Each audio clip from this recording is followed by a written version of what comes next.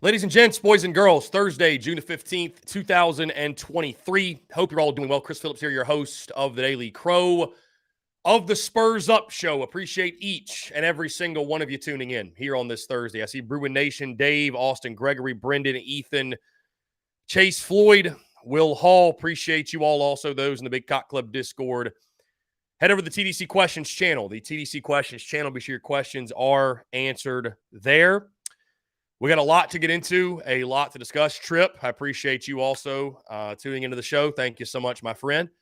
Lot to get into, lot to discuss, and an unexpected beginning to the show. As former Gamecocks defensive line coach, it has been released. Friend of the show, friend of mine, Brad Lawing has passed away. Late last night. Got a text this morning from someone that, believe it or not, coming from a message board. Coming over from a message board, that there were rumors that Brad Lawing had passed away. And obviously, when you get that type of news, you don't want to believe it. Hey, maybe it's just hearsay. Maybe it's the wrong guy. Maybe it's the wrong person. And so shot Coach Lawing a text, actually, and just said, hey, Coach, just want to check in on you. Let me know you're doing all right. And his wife, Susie, texted me and told me the news that he had passed away late last night.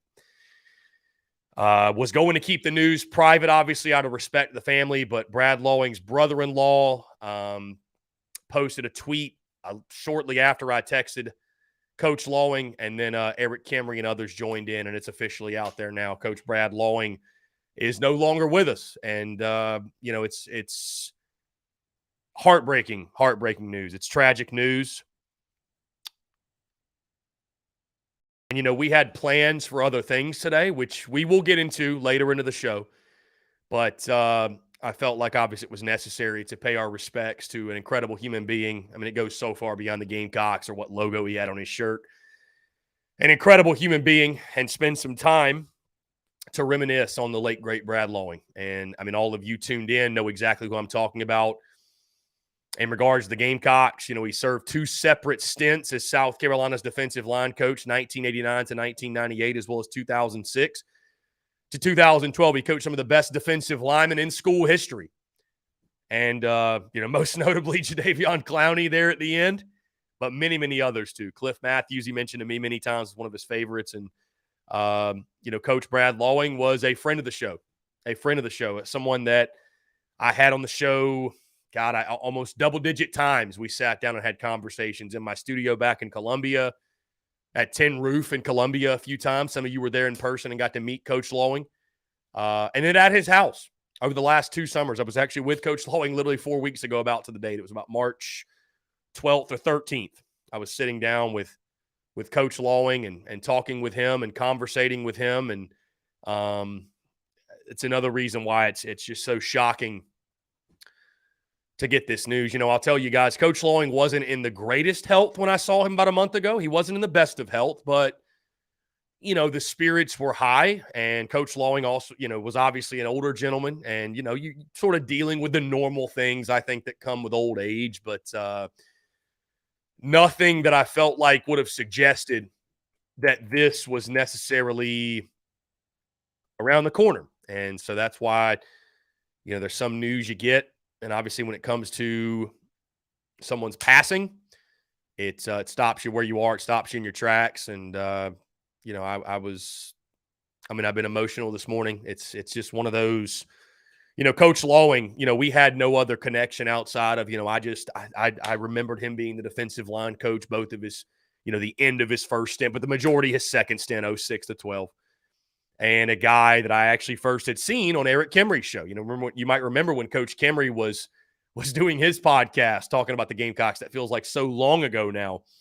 But, he had Coach Lawing on. I thought, why not, man? This guy's a legend. Let me just hit him up and see what he says. And Coach Lawing treated me like family from the moment, the first conversation that I had with him. I mean, he made the drive to my house. He didn't have to do that. I was just some random guy. Made the drive to my house, and we clicked, and I mean, just the conversations were electric. They were incredible. I had people constantly reach out to me and tell me, Chris, these are the best interviews you've ever done. Coach Lawing's a legend. Please please keep getting Coach Lawing, back on the show, if you will. And but he treated me so well, again, inviting me into his home, you know what I mean?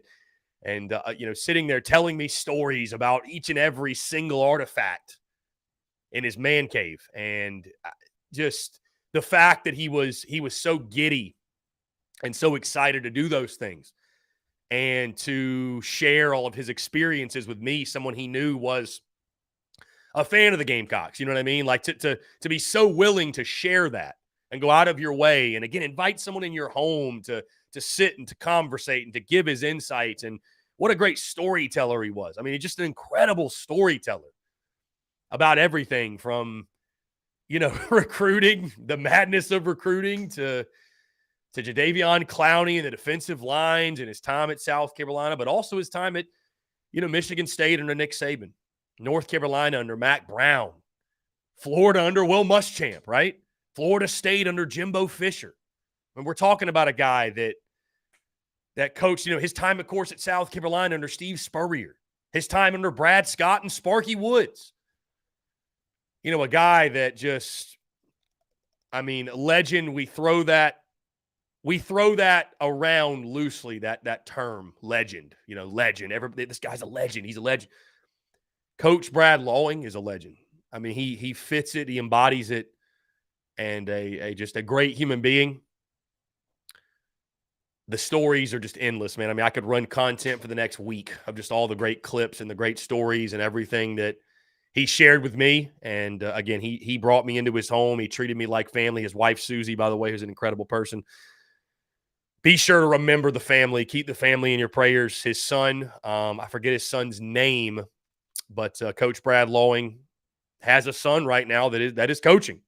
That is coaching, I believe, in the NFL. If I recall correctly, he's with the Houston Texans. He was with Alabama, but following in his father's footsteps of being a fantastic football coach at whatever level he chooses, right? Collegiate, NFL, what have you. But yeah, man, I'm going through, my brain is just cycling through all these memories. And obviously, again, an unexpected start to the show today. I didn't expect to start with this. This is not the news we wanted to start with. And it's tragic. It's unfortunate. It breaks my heart. Truly. It really does. It breaks my heart. And to be sitting with someone across from someone, laughing and conversating and sharing stories and memories, and and then 4 weeks later, here we are. It's a reminder, guys. It's not to take this down some other rabbit hole, but it's just really a reminder how fragile life is and the things that consume us on a day in, day out basis, and some of the bickering and the bantering and the nonsense and things in our personal lives, and some of the things that we stress about and we have angst over and that we care so deeply about that trouble us. They just don't really matter all that much, man. They just don't matter all that much, because before you know it, we don't have all the time in the world, on this planet. Our time is limited. You never know when it's your time to go. And, I'm so happy that, a couple of weeks ago when I was at his place and we finished up the conversation, and Coach Lawing said, if you don't have to leave, I'll tell you a story about this. And if you don't have to leave, I'll tell you a story about that. And I stuck around and I sat with Coach Lawing and we talked about different things. He showed me his collection on his coffee table, actually, of this dude had Sports Illustrated from the 70s, that he had Sports Illustrated with Bo Jackson on it, and O.J. Simpson, God forbid, and Ted Williams, and these great athletes all across, and showing me those things. And then you see all the game balls. He talked about 2012 Georgia 35-7. And one of his favorite games, guys, believe it or not, was 2009 against NC State, 7-3. You remember that game? Carolina couldn't. And he told me, he said, Chris, our offense was terrible that year. He said, the offense was terrible. We had to almost pitch a shutout. And he told me about just all kinds of stuff. The stories never ended. The stories never ended with Coach Lawing. I never forget, man. We worry so much about stars and recruiting and this, that, and whatever. But he told me the story about the Chris Culliver recruiting story. Many of you have probably heard this one, but we were sitting on the stage at Tin Roof together, and He mentioned how ridiculous and absurd um, recruiting is and how political it is and how stars don't matter. And he said Chris Culliver, when he was recruiting Cully, that Culliver was a 3-star.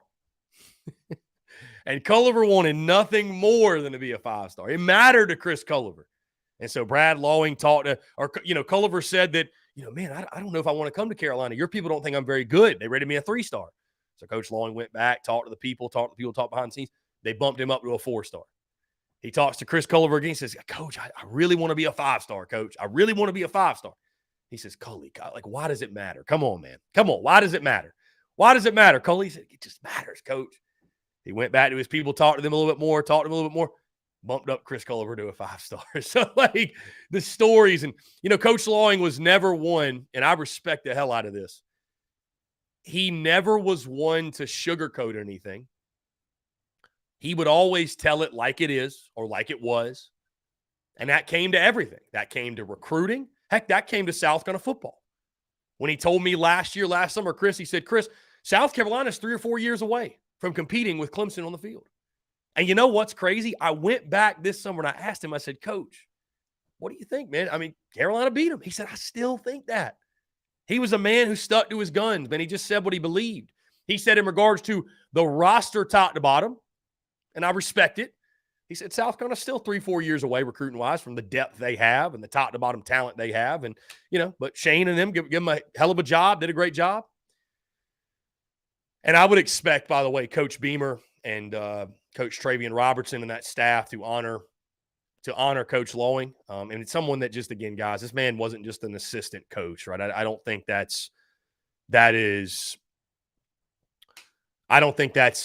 giving enough credit to the man that he was. And obviously, guys, on the field, a legend. Like I mentioned, truly a legend. But the influence he had on South Carolina, what he did, just literally to be there for as long as he was. I think JC, JB, and Phil inside the Gamecocks said the longest tenured assistant ever, right? 89 to 98 and then 06 to 12. I don't think an assistant's ever been here that long. And while he coached at other schools, North Carolina, Florida, Florida State, Appalachian State, that's one that gets forgotten. That was his first stop. While he coached at other schools, he had a house on Lake Murray. He planted his roots in South Carolina. And he loved the University of South Carolina dearly. And, he loved being a Gamecock. He embodied what a Gamecock is, right? And when you were in his man cave, and it's by no accident, right? He didn't do this because I was there. When you were in his man cave, it was covered, just all Gamecock stuff. He had his plaque from Florida State. They set the single season sacks record, I think, in 2016 or 17. I think 17 when he was there. We had some different artifacts, different things here and there, but the South Carolina presence was all over his man cave. It was just all over the place, And so it is heartbreaking. It's heartbreaking, man. It's just really, really heartbreaking to inform you of this news. And to, I think it's important that, Coach Lawing would want us to pay our respects, but also, talk ball. And that's what we're going to do today. We're going to talk ball. We're going to talk ball. We're going to talk about the 2024 schedule, and Coach Lawing would want us to talk ball. But, taking these moments to remember a great human being and obviously a great football coach. And again, the prayers go out, man, to Susie, his wife, his son, the entire family. Because again, they treated me like family. They really did. Coach Lawing was a guy, again, I'd hit him up. I would, hey, Coach Lawing, we hadn't talked in a while. I want to see if you want to chat. I hit him up May 5th. I said, hey, Coach, we'd love to come back by your house and have you on the show. If you'd be interested, let me know what works for you. Hope you've been well. And he called me, man. He called me, and he was giddy about it, man. He was excited. He wanted to talk. And, again, he didn't have to do that. He just didn't have to do that. He didn't have to treat me the way he did. He didn't have to, welcome me with open arms. He didn't have to just be as as warm and welcoming to me as he was. And that's something I just do not take for granted. I mean, this is a man that is, again, Hall of Fame at multiple schools. And I mean, just a legend in every sense. And, yeah, I mean, he didn't have to do all that. You know what I mean? So it's tragic. It's really tragic. We lost a really good one today. And again, it just really goes to show you that life is fragile. It's short. You never know. Check in on your people, man. You just never know when's going to be your last day. And I gotta be better about that. We all got to be better about that. You know what I mean? We get so caught up. We get so caught up in our day-to-day, so caught up in the shit that we think matters, and it really doesn't. And it just really doesn't, man. We get so caught up in it and so tied up in it that it consumes us, and like we don't check in on our people, man. We don't check in on things we should be checking in on, and then it's too late. So, you know, again, pray for the Lawing family, Susie, his wife, and I expect Coach Beamer and company to pay respects to Coach Lawing appropriately, the right way. I mean, I think one of the greatest ways that they could pay tribute to him is how about that defensive line go out there and kick somebody's ass, man? How about that defensive line go out there and you know, do it for Coach. Do it for Coach. You know, and T-Rob, I know he'll preach that message. Travian Robertson, he'll preach that message. Played under Coach Lawing. I know this one hits him really hard today. I mean, harder than it hits me. I mean, he played under him. You know, I'm sure a lot of the reason that Coach Travian Robertson is the way he is because of the tutelage and the lessons he learned from a Brad Lawing. You know what I mean? So keep all those. I mean, there's so many, and that's really, I think, how you can tell someone's legacy. Not about the statistics and not about the logos and the dollar signs, the bank account, but like how many people did you touch? How many people did you impact? How many people were better off because they knew you? And for Coach Lawing, I think that number is far more than we can even calculate. It really, truly is. When you think about all the great players that he coached and just all the players in general, man, I'm sure guys that even weren't NFL draft picks, right? It doesn't matter who you were. You know, guys that he coached, guys that were around him on those teams. I mean, again, guys, when I would have Coach Lawing on, I got feedback not just from, you know, you guys and listeners of the show, but like former players and stuff. Like, man, I love Coach Lawing. Like, Coach Lawing's the man. Like, Coach Lawing's the best. Like, you know, they were excited to see him come on the airwaves. And, you know, it's heartbreaking and a shame we'll never get to do it again. It's it's tough. It's tough. It's tough. This is uncharted territory for me and for this show, but this one hurts. This one hurts, and this one hits tough. And you know, just again, please keep the Lawing family in your prayers, and we will continue to probably via social media, definitely via social media. We will continue to honor the legacy and remember Coach Brad Lawing for all of the great things he did, not just at South Carolina, but in life in general for me as an entrepreneur, as a content creator. And I'm sure that Shane Beamer, Travian Robertson, Gamecock football, and many, many, many others, all the schools that he was at, I'm sure that everybody will do the same. But a sad day in Gamecock Nation. And please, again, keep the Lawing family in your prayers. The passing of the late, great Coach Brad Lawing. So with that being said, guys, let's go ahead and jump into our first break. As I mentioned, man, the thing Coach Lawing would want us to do is talk ball. We're going to do that. We're going to talk ball. We're going to keep it moving. We're going to keep it rolling. I appreciate each and every single one of you tuning in, man. Let's get after it. We've got Q&A Power Hour, hour number 3. We got Mark Ryan joining in our second hour. And again, we've got a lot to get into. So thank y'all so much for allowing me to do that, to reminisce on Coach Lawing. And when we come back, we'll keep the conversation rolling here on this Thursday. You're tuned in to the Daily Crow. Attention all Gamecock seafood lovers. Are you tired of searching for the freshest seafood in town? Look no further than the Carolina Fish Market, your go-to destination for the finest and most flavorful seafood in the Carolinas and beyond. Introducing the new Carolina Seafood Subscription Box, a culinary delight delivered right to your doorstep. Each month, you'll receive a carefully curated selection of fresh local seafood sourced directly from the waters of the Carolinas and beyond. From succulent shrimp to mouthwatering grouper to flounder or tuna and everything in between, their subscription box brings the ocean's bounty straight to your Gamecock kitchen. What sets the Carolina Fish Market apart is their commitment to quality and sustainability. They work closely with local fishermen and women who use responsible fishing practices, ensuring that every bite you take supports both your taste buds and our precious marine ecosystems. They've even won Best Seafood 5 out of the last 8 years. But that's not all. They're offering free shipping to all TSUS listeners on every Carolina Seafood subscription box, making it even easier for you to indulge in the flavors of the coast. Experience the convenience and joy of having fresh seafood delivered right to your door without any of the hassle. Don't miss on this incredible opportunity to elevate your culinary adventures with the Carolina Fish Market's Carolina Seafood subscription box. Join the seafood enthusiasts across the nation who are savoring the taste of the Carolinas, one delectable bite at a time, and just in time for Father's Day. Visit their website today at carolinafishmarket.com. That's carolinafishmarket.com,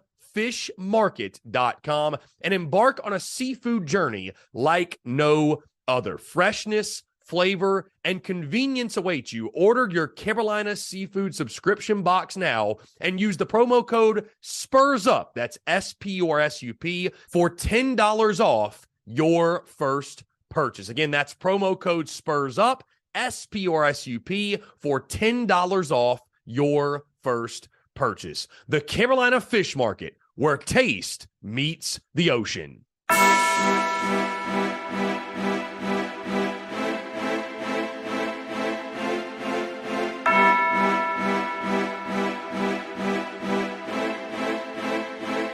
Muscle Dougie, ho.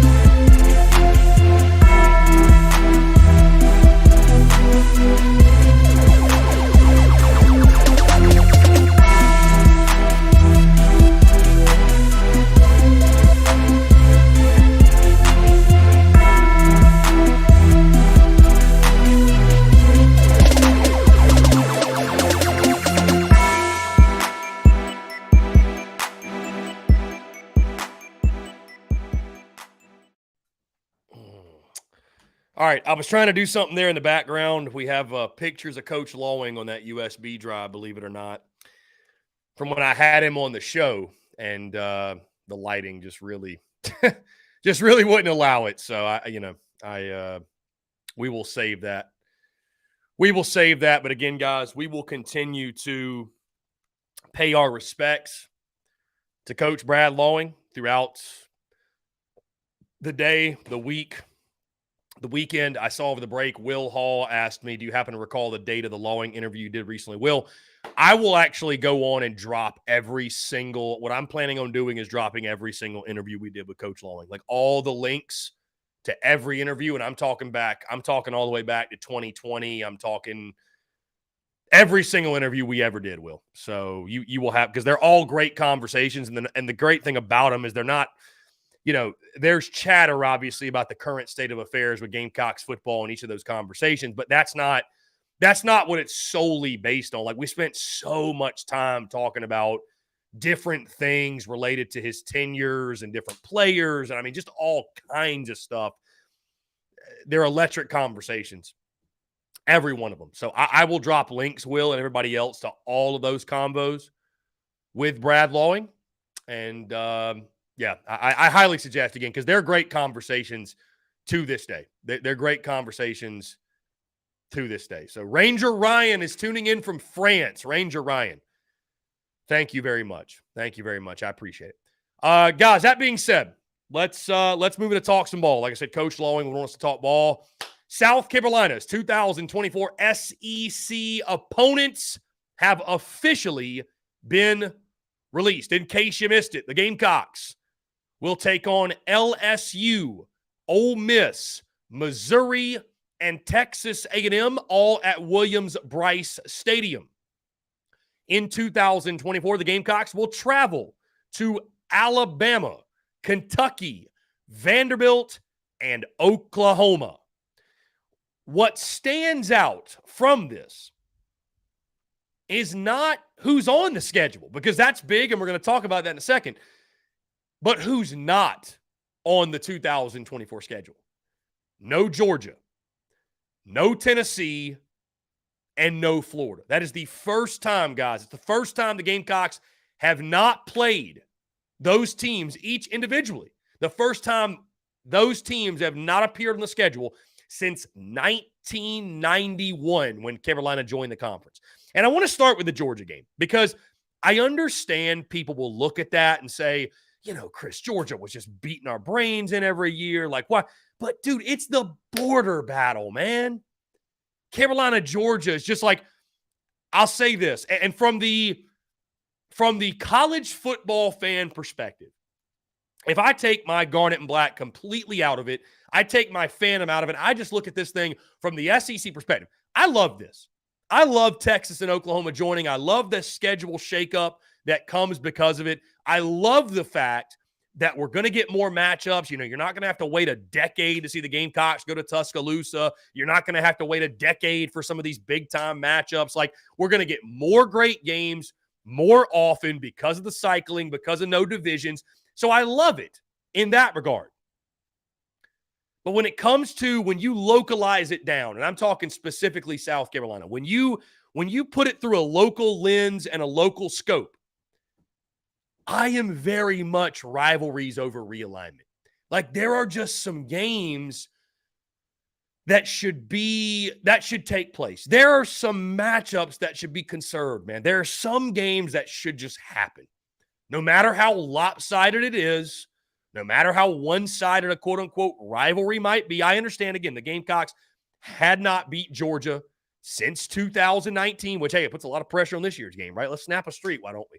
But there hadn't been a lot of success lately in that matchup. But it's like, just growing up with South Carolina, Georgia, growing up with this, with the border war, right? Like, there's no border bash in 2024. I'm from the CSRA. No border bash in Augusta in 2024. How sad is that? There's no to hell with Georgia week. Like, there's no Georgia week in 2024, right? So I think losing that game it's really weird to see, first thing. And it just kind of sucks. It kind of sucks from the traditionalist side, the traditionalist view that I have, where it's like protecting those type of matchups. Not playing Tennessee, that's another unique one. Do I have the same angst and hatred of Tennessee and Florida as I do Georgia? Absolutely not. Because, guys, when I was younger, I used to hate Georgia more than Clemson. Just because of growing up in the CSRA. Anybody who is from the CSRA, I think you can attest to this. growing up in the CSR egg, and you guys know when it clicked for me, my fandom, end of 02, beginning of 03, end of 02, beginning of 03. And at that point, Clemson wasn't a force like they are now. All right, they were a 6-win program, 7-win program, just like South Carolina, right? Both the programs they were both kind of waddling in mediocrity. I was looking for a nice way to say that, but I don't think there really is a nice way. Anyways, both programs were on the same footing, but Georgia was Georgia. You know what I mean? David Pollock, David Green, DJ Shockley, Thomas Davis, Greg Blue. I'm talking Danny Ware, like Craig Lumpkin, like all these dudes, right? We remember Freddie Brown, like all these dudes, man. Or Freddie Gibson and Ronnie Brown. We had a Freddie Brown. Anyways, I remember all these games, and growing up in the CSR, I just hated Georgia, but you always look forward to the game. You used to feel like that was a game that no matter what, it was always close. You could always look forward to the second week of the season. Carolina, Georgia. And that was the game that it felt like, for whatever reason, man, it just set the tone for both sides. If Carolina won, they were going to have a great season. And if Georgia won, they were going to have a great season. And so to not get that game on the schedule, but like that's why like the hatred for me for Georgia is so much more severe, because growing up around dog fans at that time, they were ruthless. And they had every right to be, because they beat Carolina many, many more years than they did not, right? You know, not playing Tennessee, though, is strange. It's, I don't know, man. It's just one of those you got so used to, you know, seeing the Gamecocks take on the Volunteers. Then, of course, Florida. You know, I wouldn't consider that a rivalry, but we've talked about all the parallels between those two schools.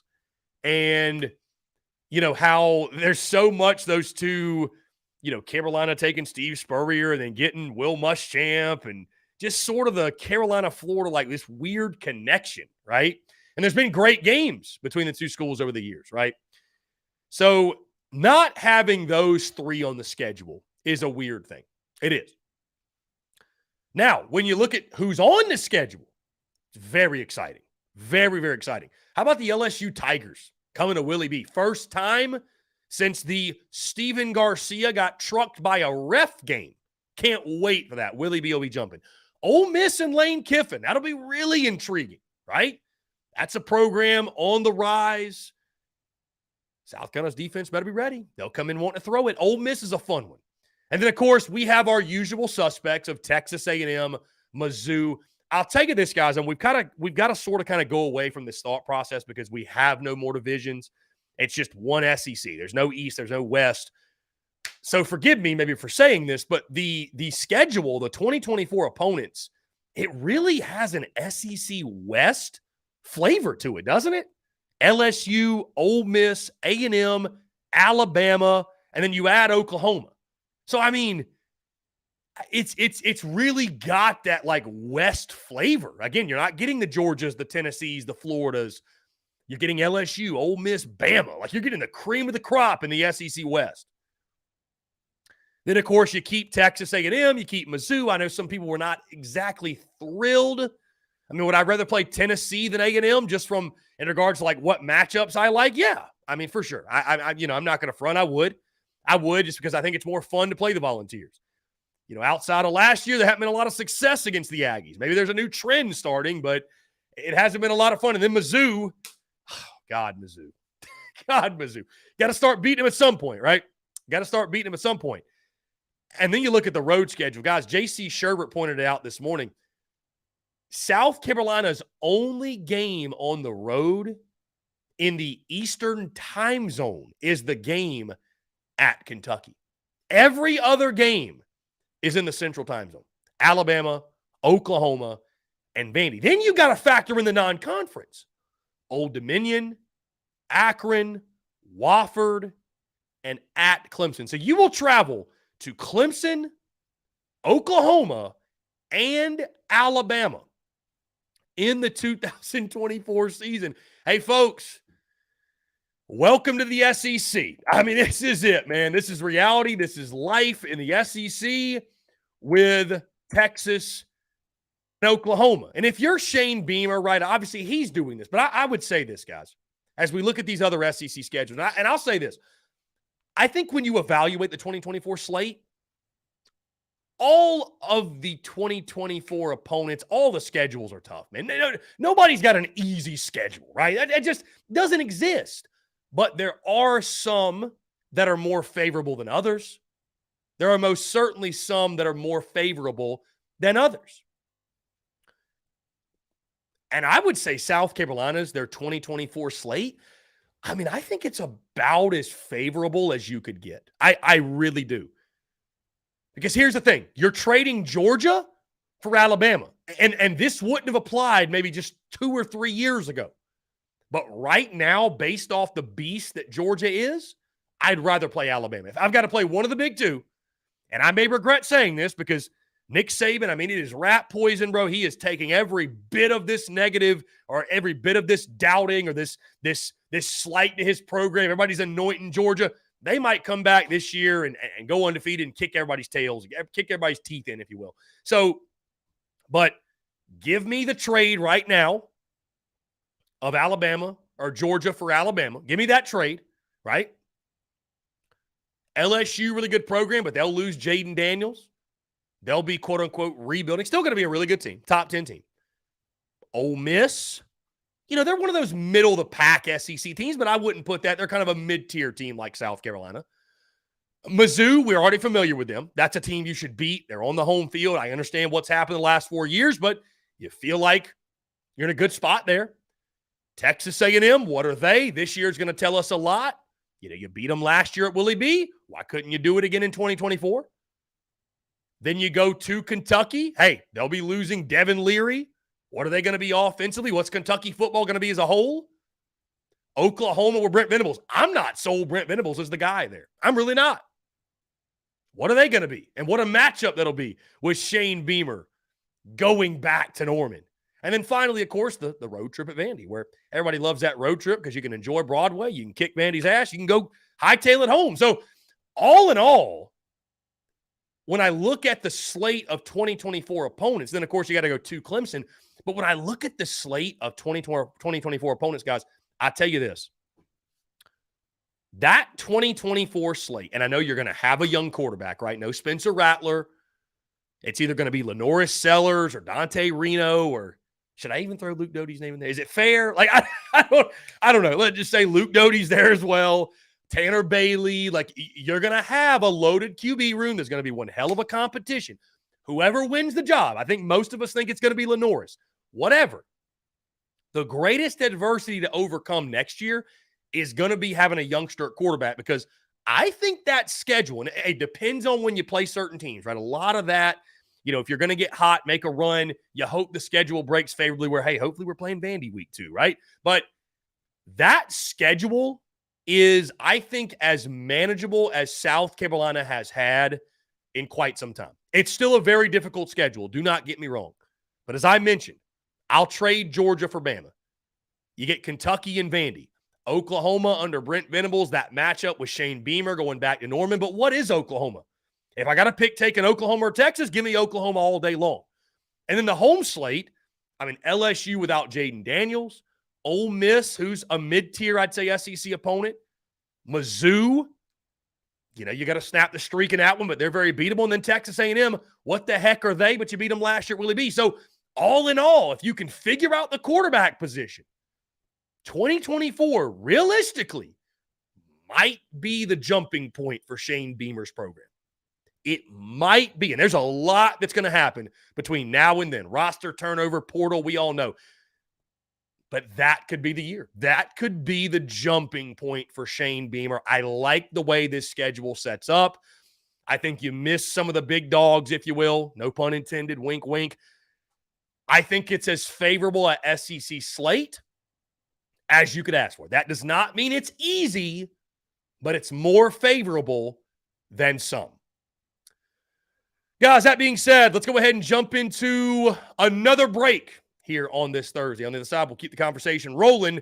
You're tuned in to the Daily Crow. Attention all Gamecocks seafood lovers. Are you tired of searching for the freshest seafood in town? Look no further than the Carolina Fish Market, your go-to destination for the finest and most flavorful seafood in the Carolinas and beyond. Introducing the new Carolina Seafood Subscription Box, a culinary delight delivered right to your doorstep. Each month, you'll receive a carefully curated selection of fresh local seafood sourced directly from the waters of the Carolinas and beyond. From succulent shrimp to mouth-watering grouper to flounder or tuna and everything in between, their subscription box brings the ocean's bounty straight to your Gamecock kitchen. What sets the Carolina Fish Market apart is their commitment to quality and sustainability. They work closely with local fishermen and women who use responsible fishing practices, ensuring that every bite you take supports both your taste buds and our precious marine ecosystems. They've even won Best Seafood 5 out of the last 8 years.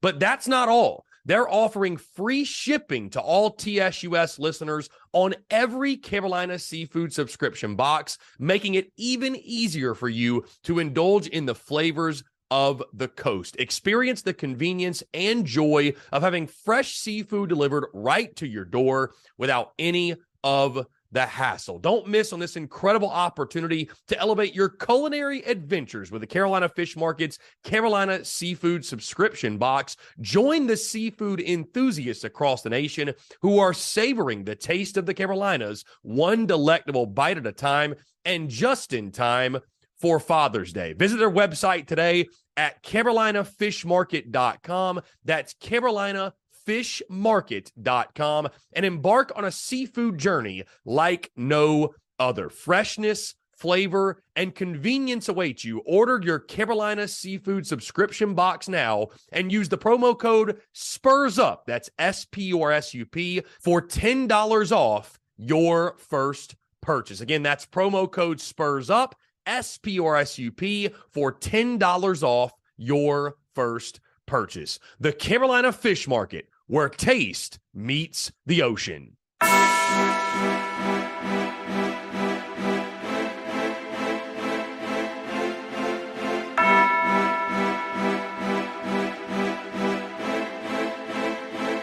Macho Dougie, ho.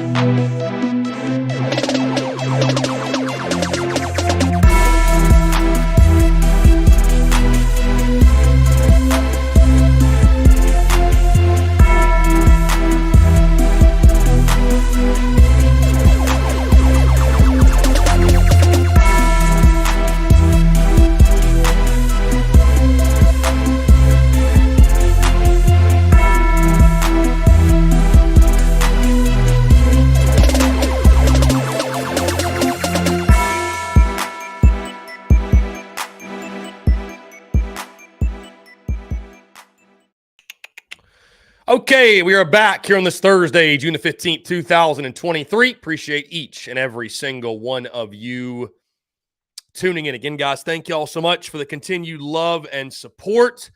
I definitely at some point in the show, probably in the Q&A Power Hour, want to get into and give my brief thoughts on the Michael Braswell news that dropped this morning. In case you missed it, Michael Braswell, former Gamecock shortstop, committed to LSU this morning. He is headed to Baton Rouge, and I actually had something ready to go on the subject and on the matter, and obviously the Brad Lawing news, guys, you can understand, just completely threw us for a loop. So either way, we will touch on that for sure. We'll get your thoughts, your comments in our Q&A Power Hour, our third hour. And then we got Mark Ryan in the second hour, which I'm really excited to hear Mark's thoughts because I know he's got some strong opinions and strong thoughts on the scheduling. I know he mentioned he thought that Florida had the most difficult schedule in college football history, is I think his wording on social media. Either way, whatever. Going to be a fun conversation, going to be a fun chat with Mark Ryan. But, guys, we keep the conversation rolling here on this Thursday as we continue our top 5 series. And I tell you guys, while the overall history of South Carolina football may not be as glamorous as some others, there is a fact that stands true. The Gamecocks football plays second fiddle to no program when it comes to great players, no matter the position, and when it comes to great playmakers in the history of the program. And that's exactly what we're going to talk about today. My top 5 playmakers in Gamecocks football history. And let me start by saying this. This is a list, guys, you could make a top 25 realistically, and we'd fill every slot, and we'd still be leaving some people off. So there are going to be a couple of your favorites that are probably, definitely not on this list. And I want to be sure you know that I didn't forget them. But when I looked at the top 5, and these are do-it-all playmakers, that's the way I looked at it. Guys that, I really tried to look at guys who could beat you in a multitude of ways. They could throw the ball. They could catch the ball. They could run the ball. They were special in the special teams game. They could just do a little bit of everything, right? So my top 5 of guys that could really, truly do it all for South Carolina football. So with that being said, we'll start at number 5. He played for the Gamecocks from 1999 to 2002. During his career, he ran for 555 yards and 5 rushing touchdowns. He also had 107 catches for 1,136 yards and 5 touchdowns.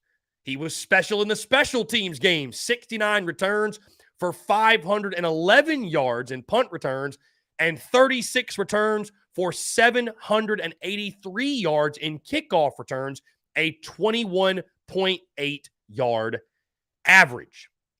He also helped lead the Gamecocks to back-to-back Outback Bowl wins in 2000 and 2001, and most notably had the big performance against Ohio State, his hometown team that didn't even give him an offer or a look coming out of high school, and he was the Outback Bowl MVP in that game. Coming in at number 5, Ryan Brewer, and that's a name, guys, a Gamecock legend through and through. Like I mentioned, when you think about his story, and a guy that, was not highly touted, just call it for what it is, was not highly touted on the recruiting trail, didn't even get an offer from Ohio State, and the way it played out, and, I've got a special affection and admiration for those guys who were there in 1999 that battled through 0-11, that battled through the adversity, and I understand, like, the transfer portal wasn't a thing then, but these guys could have left.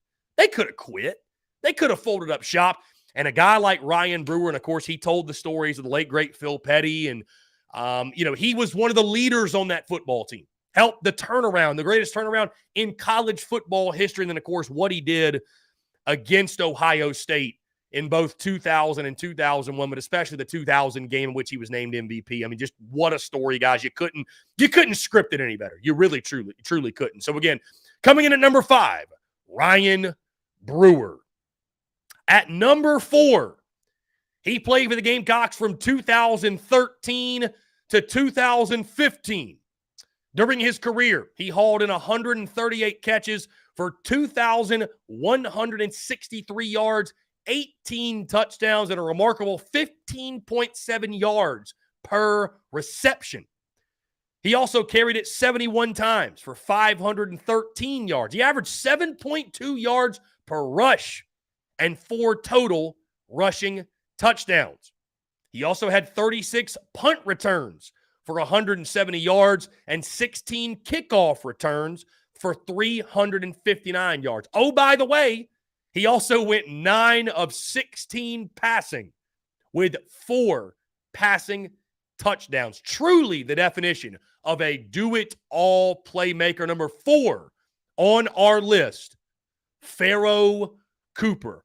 Coop! Need I say more? I mean, this dude was absolutely electric, and what a start he had at South Carolina. You guys might recall Pharaoh Cooper, and God, it's just crazy. On that note, who recruited him? Brad Lawing. Brad Lawing recruited Pharaoh Cooper. He told me the stories of him, but Coop was a guy that was brought in as a defensive back. He was brought in as a defensive back, and Coach Spurrier saw him with the ball in his hand, said, we got to get him the football in his hand. Let's just, let's throw it around, see if we can do it on offense, throw it around a little bit. And so they threw the ball to Pharaoh Cooper. They put him on offense, and folks, I mean, the rest is history. I mean, his first season, as a true freshman, was very limited in the receiving game, 3 for 54, but then put together a 1,000-yard season in 2014, was Dylan Thompson's go-to man. But he had a couple catches. He had a couple glimpses. And he's even listed, it's funny, he's even listed on this site, 2013, as a cornerback because he played defense. He came in playing defense, and the switch turned out to be the best thing that ever happened to him, right? And, of course, having a long, great NFL career as well. But Coop raining down through the stadium is something that we will never forget. And number 4 on our list, Pharaoh Cooper. Coming in at number 3, he played for the Gamecocks from 2015 to 2018. During his career, he caught 148 passes for 2,076 yards, 16 touchdowns, and he averaged 14 yards per reception. He had 25 carries for 154 yards, 6.2 yards per rush, 7 rushing touchdowns for a combined 2,230 yards from scrimmage, 23 total touchdowns. But, folks, he was lethal in the return game. 42 kickoff returns for 1,219 yards, 4 total kickoff return touchdowns. And his start to the 2017 season was one that I think we'd all agree, had he stayed healthy, this man was primed for a run at the Heisman. I mean, that was as electric as any start to a season as any player had ever had. He also, by the way, let's make sure we make note of this because we're talking about do-it-all playmakers. He literally did it all. We talked about the offensive side. We talked about special teams. How about on punt coverage? How about on defense? He recovered 2 fumbles and scored a touchdown on a fumble recovery in 2018. You might recall the Akron game, in which I believe he caught a touchdown, ran for a touchdown, and scored a touchdown defensively. One of the greatest, not just playmakers, but players in school history. At number 3 on our list, Deebo Samuel. What a player he was, man. Just electric. And again, you think back to how good he could have been. I mean, that's with an injury-riddled career in Columbia, right? We try to block out the Will Muschamp era and for good reason. But Deebo Samuel was the bright, shining light, I would say, of that era. What he did 16 to 18 was just absolutely incredible. Like we mentioned, folks, I mean, again, in 2017, he only played in 3 games. He only played in 3 games in 2017, right? The big win, NC State, week 1, he has the one-handed catch. You have the Missouri game. And then I believe Kentucky was week 3 in which he got hurt. First play of the game, he scores a freaking touchdown. Week 2 against Mizzou, he has a kickoff return for a touchdown. He starts the 2017 season against NC State with a kickoff return for a touchdown. I mean, this dude was primed to, at minimum, make a run at the Heisman Trophy. And he was one of those players, man, where every time he touched the football, every single time you just held your breath because you never knew he might take it to the house. He had that type of ability. And again, Deebo Samuel comes in at number 3 on our list. Coming in at number 2, he played for the Gamecocks from 2010 to 2012. Over his 3-year career, he had 99 catches for 1,230 yards, 12.4 yards per reception, 13 touchdown catches. He ran the ball 12 times for 72 yards, 6 yards per carry, for a total of 1,302 yards from scrimmage and 13 total touchdowns. But here's where he really stood out. 53 punt returns for 594 yards, an 11.2 yard average, and 3 return touchdowns. He also had 2 kickoff returns for 24 yards. Coming in at number 2, also 2 for 4 passing with 2 touchdowns. So did literally everything for South Carolina and was a key piece to the greatest run in Gamecocks football history. At number 2 on our list, Ace Sanders. And probably the most famous play in the history of South Carolina football. The kickoff return that he provided against the Georgia Bulldogs back in 2012. It's one of those moments you'll never forget where you were. You'll never forget if you were in the stadium, the sound that it made, right? One of the greatest in school history. You know, you had Alshon Jeffrey on those teams. You had so many other weapons. So I think that's one of the reasons why the numbers maybe are not what a Deebo Samuels were, because he was it for Carolina. I mean, there were some other good players, don't get me wrong, but Deebo Samuel was the guy. But what Ace Sanders did, I think, very underrated as a wide receiver. He had 9 touchdown catches in his final season in 2012. A guy that maybe, hey, this is up for debate, maybe could have benefited from NIL and staying another year. But either way, a 3-year career, electric. I mean, there's just no other way to describe Ace Sanders, what he did at South Carolina, and again, providing some of the greatest memories in Gamecocks football history. So coming in at number 2 on our list, Ace Sanders. And at number 1, he played for the Gamecocks from 2003 to 2006. During his career, he completed 170 of 300 passes, 57% for 2,474 yards. He threw 20 touchdowns to 13 interceptions, all through the air. He also ran for 215 carries for 786 yards, a 3.7 yard per carry average, and 10 rushing touchdowns. He also had 61 catches for 673 yards, 11 yards per catch, and 3 receiving touchdowns. Heck, guys, he even played defense. 20 total tackles in his career, 1 tackle for loss, and 1 sack. And you might recall, guys, the sack came in the 2006 Clemson game, which moved the field goal back. Jadeen misses, and the rest is history. He also had 6 kickoff returns for 115 yards. And, guys, he's one of the few members of the 600 club.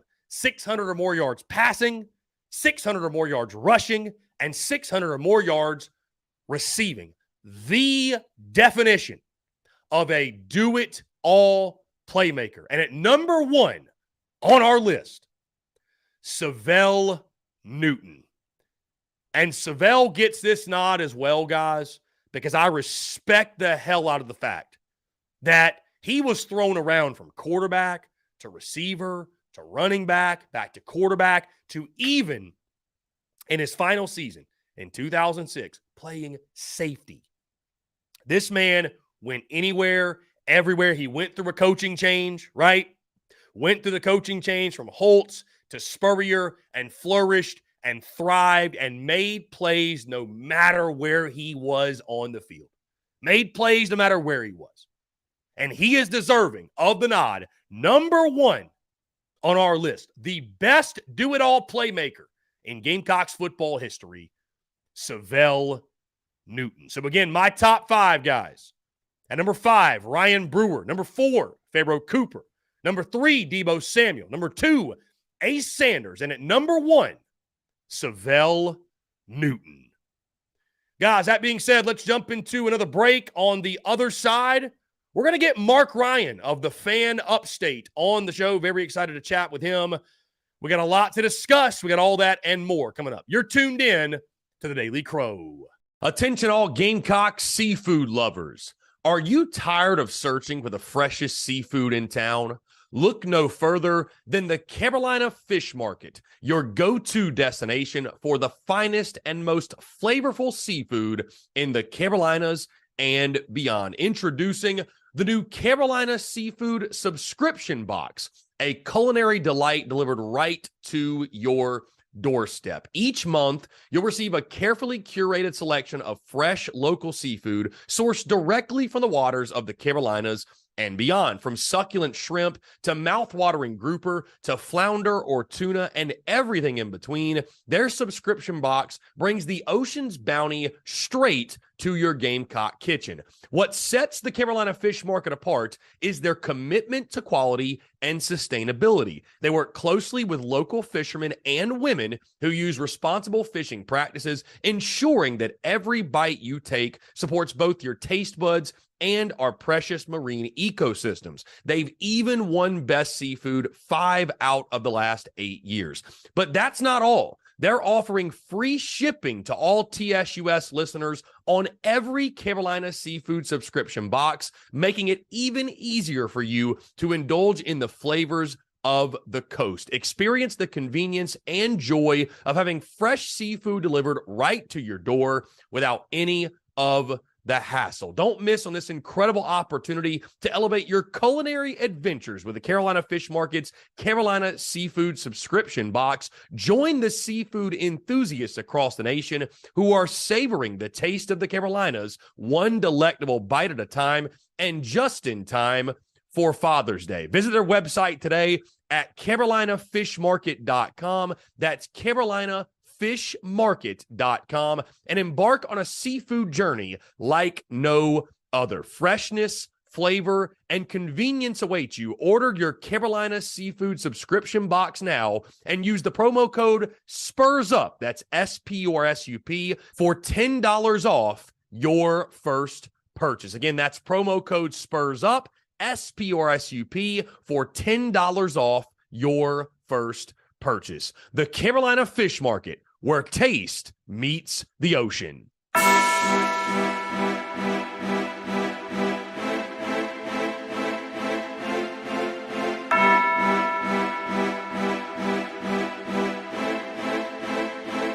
Marshall Dougie, ho.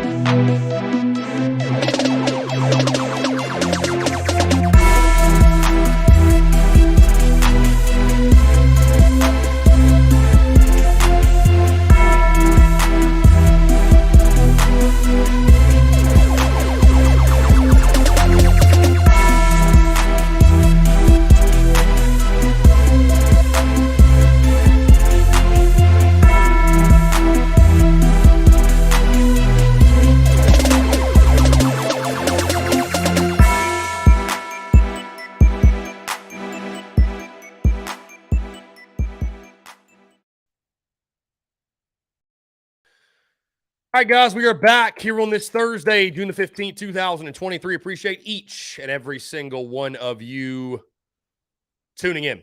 Again, thank you all so much for the continued love and support. We do have Mark Ryan upcoming in the next couple of minutes. Looking forward to that. Guys, really quickly, just in between here, right before we get Mark on, I'll say this. Saw the news on Michael Braswell transferring to LSU. And my best, I've talked about this before. But my best piece of advice, and the advice that no one wants to hear is this. This is a business. Flat out. College athletics is a business. And we are in an era now where, as badly as fans want to attach themselves to their favorite players, this is the worst era to be doing that. Because guys are able to up and leave whenever. And I'll say this too. I don't blame Michael Braswell for leaving. I have no issue with it. Like, where he transferred meant nothing to me. He left. He can go wherever he wants, right? It really didn't mean anything to me at the end of the day. The news that Braswell was transferring, it didn't hurt my feelings, number one. It didn't really shock me either. Because you think about it, this was a guy that at the shortstop position as a freshman was freshman All-SEC, highly touted, whatever, for the season he had. And whether it was the right move, it wasn't the right move, if it was done in the best interest of the team, whatever, I'm sure, or I'm assuming, or there's a possibility that Michael Braswell's vantage point was, my job just got stolen from me. And we have no idea what was said behind closed doors. What Kingston told Braswell, what assistant coaches told Braswell, what they told him about coming back next year. We have no clue. So, it doesn't really bother me, and it does not shock me. It does not. It doesn't. Fans just have to understand, though, that this is a business. At the end of the day, it's a business. Guys are going to make business decisions, and they're going to go where they want to go. And it is in your best interest to remove the personal tie to it necessarily, to remove that flat out, because in this era, it's going to continue to happen. The power is in the players' hands. It's not going anywhere. I don't see this going anywhere, not in the near future. How does NIL change? We'll see, because that's the big kicker. I don't think many folks, or would the portal be such a beast without the NIL stuff? I doubt it. Would it be viewed as negatively without the NIL stuff? I doubt it. But it's the fact that they fuel off each other and they play hand in hand. Michael Braswell's decision to transfer, and a transfer to LSU specifically, it does not hurt my feelings. But again, my best advice to you would be this. We are no longer in an era where, guys, everybody who signs their national letter of intent is at the school for 3, 4, 5 years. Seen a lot on social media this morning of people that are furious at Braswell. Marshawn Lloyd 2.0, Jaheim Bell 2.0. It's okay to be frustrated, but it's just something you kind of have to accept. Business is business, guys. And these guys are going to do what's best for them. And hey, here's another kicker. We just talked about our top 5 do-it-all playmakers.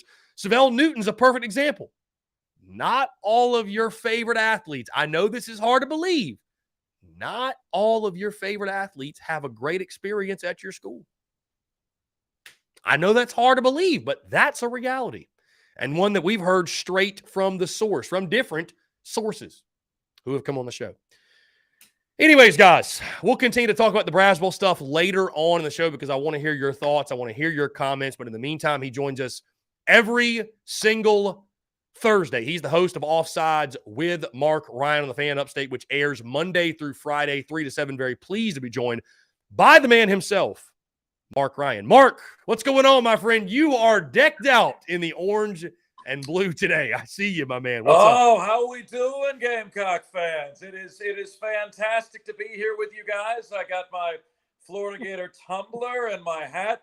My Florida coach Steve Spurrier jersey is on here today. So we are decked out and appreciating and loving life, my friend. It is great to be here. If only our two schools had played in something very recently that bears discussing here. If Indeed, only we had played in something a little bit recently. We will get to that, but I want to bring this up first, Mark, because I was kind of minding my business, went to the gym this morning. If you want to know this, by the way, I keep who listens to radio anymore, but when I don't have my phone plugged in, I keep it on 97.7. I keep it on the Fan Upstate. I really do, because I enjoy, obviously, the banter, the sports talk. This morning, I'm listening, and I hear Rob Brown and Lonzo is his sidekick, right? Lonzo. They're talking about the 2024 SEC schedules, and I hear Lonzo say, and I'm like, Mark Ryan is going to blow a gasket, because you said on Twitter, and I don't know if you were serious, but you said this is the toughest schedule in the history of college football. And then I hear Lonzo this morning say South Carolina has a tougher schedule than Florida next year. Yeah, no chance. And you know that isn't true. You know that isn't true. Were you aware he said that, by the way? Were you aware that he said that? No. Yeah. I wasn't. And I hope that I only heard a small snippet. So I hope that I'm not but that's just what I heard. And I was like, that's interesting. I wonder if Mark knows. So, who is South Carolina's non-conference next year? Blinn College, Old Dominion, Akron, Wofford, and at Clemson. Okay, so Chris, I understand that Beamer has made an effort, and a lot of these schedules have been scheduled years in advance. I just got to let you know, man, that I do not respect the Kentucky model of non-conference scheduling. Kentucky's been the lone dissenter in wanting to avoid, or one of the lone dissenters wanting to avoid going to a 9-game conference schedule. And it's because to them, they don't believe they can win at the highest level, Chris. To Mark Stoops and company, they look at a 4-4 SEC record and an 8-4 record overall as a win. You know what I mean? So they schedule Chris Phillips State University and everyone else as their non-conference schedule. Hey, Chris Phillips State University, my friend, might give Kentucky a run for their money. Don't be careful now. But do you see that non-conference schedule for South Carolina next year? I see it a lot with yes. No, I agree with you. 3 of the 4 are kick-in W's. But to your point on the Kentucky thing, Mizzou also, let's hold them accountable, because I swear every year, Mark, Missouri is 4-0 every year, but it's because they're playing Northwest Missouri State. It's insane to me how Mizzou they breeze through the first month of the season, which I'm like, honestly, I don't even think I'd want South Carolina to do that, because it's like, I can't imagine you're so excited for college football to get here and you play nobody for the first month. That is okay. So here's what I'm saying, Chris. Here's what I'm saying, and here's my concern. Beamer's schedule the first couple of years was made years in advance. Do you believe that Beamer is now strategically trying to do the Mark Stoops approach of, let's schedule as easy as possible in the non-conference schedule? Do you have a concern about that? I don't have a concern, because I'll say this, Mark, I'm not sure if you knew this. They're playing Virginia Tech to kick off the season next year. So, 2025. Excuse me, 2025. 2025. Yeah. So I know Vatek's not what they once were, but that's at least a notable opponent and a very cool opponent because of the whole Beamer thing. No, I'll say this. Beamer does not come off to me as someone who wants to shy away from competition, run from competition. I think all these coaches, to a degree, are going to try to be strategic. But granted, Florida is, they're going out of their way next year to play Miami, UCF. Who was the other one? I think there's one more, right? Miami, UCF. They got Florida State. They're going to compete for the state title. There ain't no question. I think and then Samford's the other non-conference. But Florida is they're putting in work next year. Miami, UCF, Florida State, Texas, LSU, Georgia, Tennessee. Chris, the most demoralizing thing about it is, in life there are reasons and there are excuses. right? There are reasons and there are excuses. Florida, the next couple years, the next time that Florida's going to have a chance to do something is going to be 2025. And Billy Napier doesn't want to hear that. Florida fans don't want to hear that. Can Florida exceed expectations this year? Yeah, I think they could. The best case scenario for the Gators in 2023, I think, is 8-4. But in terms of actually doing something, the following year is projected to be DJ Lagway's freshman year. That's 2024. Chris, that schedule, it is going to go down, in my opinion, as the most difficult schedule in the history of college football. They're the only school in the SEC playing 11 Power 5 opponents. Year 3 of Mario Cristobal at Miami. What's one thing he's doing? Recruiting really well.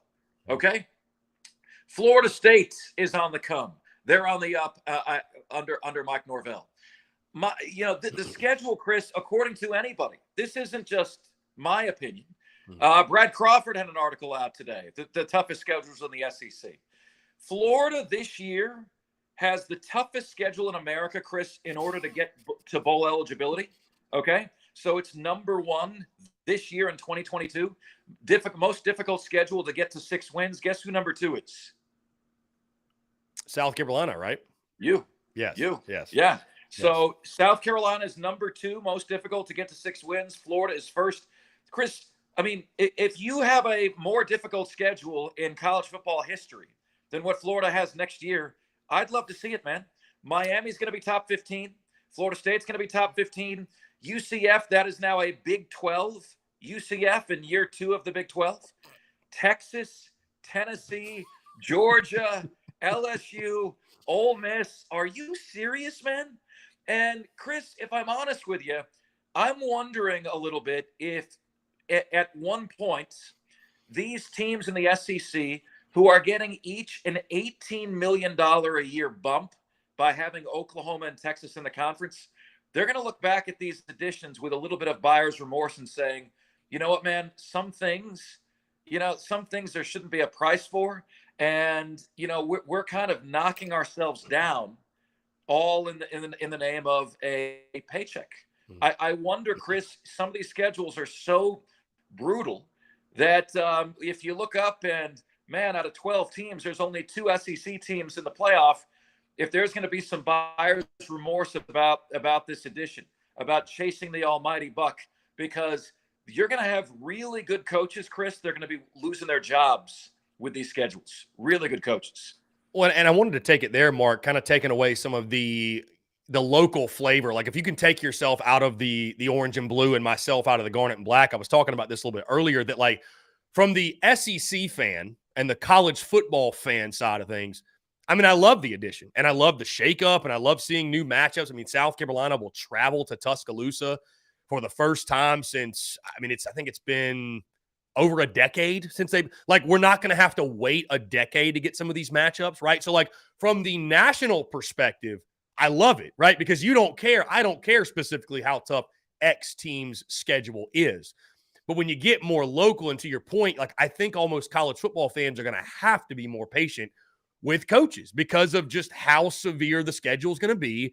And teams, like you mentioned, like a Kentucky or some others, whatever, that used to get 8-9 wins in a season, you might be bumping down to 6 or 7 just because the schedule is so much more daunting. So I guess I'll ask you this, because I know you guys talked yesterday on your show about the overall production of the show and kind of how they did it in the schedule reveal. And I thought it was great stuff. But your just overall thoughts on the shakeup of the schedule, the additions of Oklahoma and Texas, like now that we're seeing this really in action from the national perspective and then to the local Gator perspective, is your view the same or does it differ? Like, do you love it from the national perspective but hate it from the local perspective?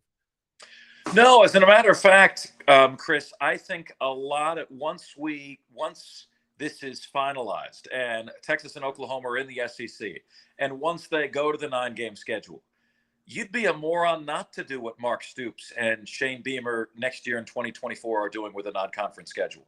Why would you, and then it makes you worry about, Chris, you could say, well, they're never going to get rid of Clemson and South Carolina. They'll never get rid of that. Well, guess what, Chris? They said they're never going to get rid of Bedlam. Okay? They said they're never going to get rid of Texas and Texas A&M. Guess what happened? They got rid of it. They said they were never going to get rid of Syracuse against Georgetown on the hardwood. Chris, what happened to it? Right?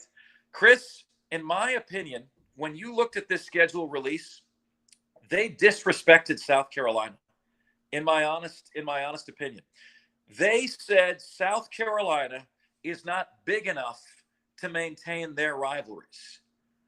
Did you not come away with the same conclusion? Where is South Carolina, Georgia? Oh, we got to make sure Georgia has Florida. Where is South Carolina, Tennessee? Oh, we got to make sure Tennessee has Alabama. They disrespected South Carolina with the schedule because now all of a sudden all of South Carolina's rivals are gone. Why? Because the schedule makers got in a room and said, there's bigger rivals out there, so we're going to just give South Carolina fresh slate. That's a disrespect to the Gamecocks, Chris, and further evidence as to why my solution would have been putting a logo on 16 ping pong balls and having the schedules selected like the NBA draft lottery, man. Okay, it's time to do South Carolina schedule. We're going to draw 8 ping pong balls out. Whatever the ping pong balls are, there's your schedule. You can't make it equitable, Chris. You can't predict all this stuff. I like your ideology because it removes all biases, because obviously somebody had to sit there and craft these schedules. And to your point, and let's get into that, obviously, Mark, South Carolina's 2024 slate. At home, you get LSU, Ole Miss, Missouri, and Texas A&M. On the road, you get Alabama, Kentucky, Oklahoma, and Vanderbilt. And to your point, Mark, and I think what jumps out when you talk about the 2024 opponents, it's not necessarily who's on the schedule, but it's who's not on the schedule, right? The Georgia game, Tennessee, Florida, like some of these games that this is the first time, Mark, since 1991 that the Gamecocks will not have any of those three individually on their schedule. So these are games we've grown accustomed to. And I saw some people, that, oh, why do you want to play Georgia? They kick our tails every year, but it's like, it's the border battle, man. Like it's Carolina, Georgia. It's what you grew up on, And so I talked about this a little bit earlier, Mark, like, from the national perspective, like, I just love the unique games, unique matchups. Like, bro, we get Georgia, Alabama next year. I can't wait to watch that game. We get Tennessee at Texas. Or Tennessee, I think it's Oklahoma. I can't wait to watch that game. But from the local perspective, I find myself, Mark, very much rivalries over realignment. Like, I find myself wanting to preserve, and I know they'll happen again. It's going to be one of those things where the schedule is just constantly flipping year after year. But change is always met with resistance, but it's just from the local level, it just feels weird not having Georgia, Florida, and Tennessee on the schedule. Lynn Turner here nails it. She says we should not have lost Georgia, Tennessee, and Florida at the same time. The SEC decided that all of those schools have bigger and better rivalries than South Carolina, which is a disrespect to South Carolina. If I was Shane Beamer, that would royally piss me off that you lost all those rivalries at the same time, Chris. And look, they sacrificed South Carolina's rivals for a game like Florida and LSU. Chris, LSU's not a rival of Florida. Like, I've been complaining about this for years. Like, why is LSU Florida's permanent? And it's not like LSU is great every year. Out of about 10 years, Chris, LSU's really good about 5 of them. I'm not trying to duck anybody. I'm just saying I don't think they're really, it doesn't make sense to me why, like, Florida versus LSU is this great rivalry that has to be preserved. You're preserving Florida, LSU over Carolina, Georgia? Really? Really? Have you seen some of these games over the last 10 years? And so, Chris, if I'm a Gamecock fan, I'm livid about the loss of our natural rivals. I'm livid that you essentially made the Gamecocks an SEC West team, for 2024. It doesn't make a whole hell of a lot of sense to me, and I do think there's going to be a lot of buyer's remorse. And if I may, Chris, I think this schedule is going to be so difficult for every team in the SEC. All right? I'm sitting here today decked out in orange and blue and knowing that my team is definitively not going to be making the college football playoff until 2025 at the earliest. All right.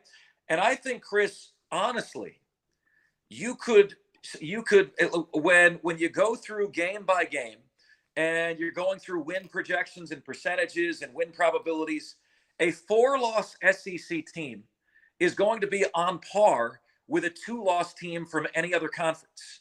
Now, the media is never going to allow a 4-loss team over a 2-loss team from like the ACC. But what did we see last year? We saw that 7-4 South Carolina was better than 10-1 Clemson. There's a 3-game difference there. South Carolina was better. South Carolina looked like the better of the two teams. And I think the huge national debate that we're about to get into, Chris, and, like people are going to be saying, oh, well, if you lost 3 games, do you really have much to complain about? You're going to have a 9-3 SEC team. Let's say South Carolina, okay, versus a 10-2 Wisconsin out of the Big Ten versus a 10-2 Oregon out of the Pac-12. And who gets the bid? I think it should be the SEC team because of that absolute NFL gauntlet that you have to go through. They should stop calling this the SEC, Chris, and start calling it the NFL, okay? Because this league is absolutely brutal right now, man. So let's move into specifically, again, I know we're talking 2024 opponents, Mark, but the way that this shakes up for South Carolina, it's funny, the 2023 season hadn't even happened yet, and we're already projecting for 2024, but, all of these schedules, Mark, are really, really hard. Some are harder than others. I mean, Florida's schedule is just insane when you factor in the non-conference as well.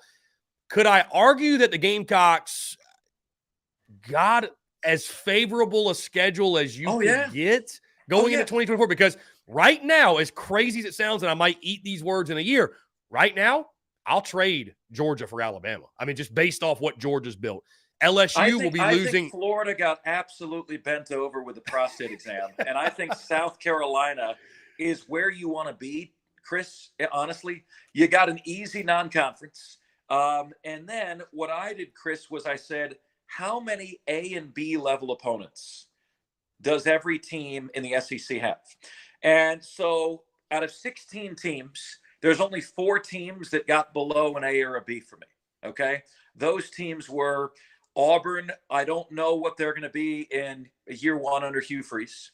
Mississippi State, no Mike Leach. Vanderbilt and Missouri. Okay. So 12 of the 16 teams are an A or a B. And then I said, who has the greatest number of A and B games? Florida, LSU, Ole Miss have 7. Okay. Out of 8 A and B games. South Carolina has 6. That puts them on the midline. Alabama has 5. That's pathetic. It's really pathetic. And it just shows you, Chris, that when you just get a bunch of old dudes in the room and they're trying to be equitable, you can't manage that. Somebody's going to get stiff. Somebody's going to get hosed. The only way that doesn't happen is if you use my ping pong ball idea. And then maybe somebody gets a bad draw, but they have no one to blame for it, right? Like now if you're a Gator, you're looking around and you're like, wait a minute, what? Like what? Texas, Ole Miss, LSU, Georgia, Tennessee? What were the Cincinnati Bengals not available? You know what I mean? So it's just it gets a little bit nutty after a while, Chris. And I think you're about to have cross country knockdown drag out fights, okay, between like 10-2 Oklahoma State, 10-2 Kansas State against 9-3 Florida. Who gets in? And I actually think the schedule strength makes up a 2-loss difference, Chris. I mean, I think 10-1 in the ACC, 11-1 in the ACC is the same thing as 9-3 in the SEC. And what we don't know is if the playoff selection committee is going to view it that way.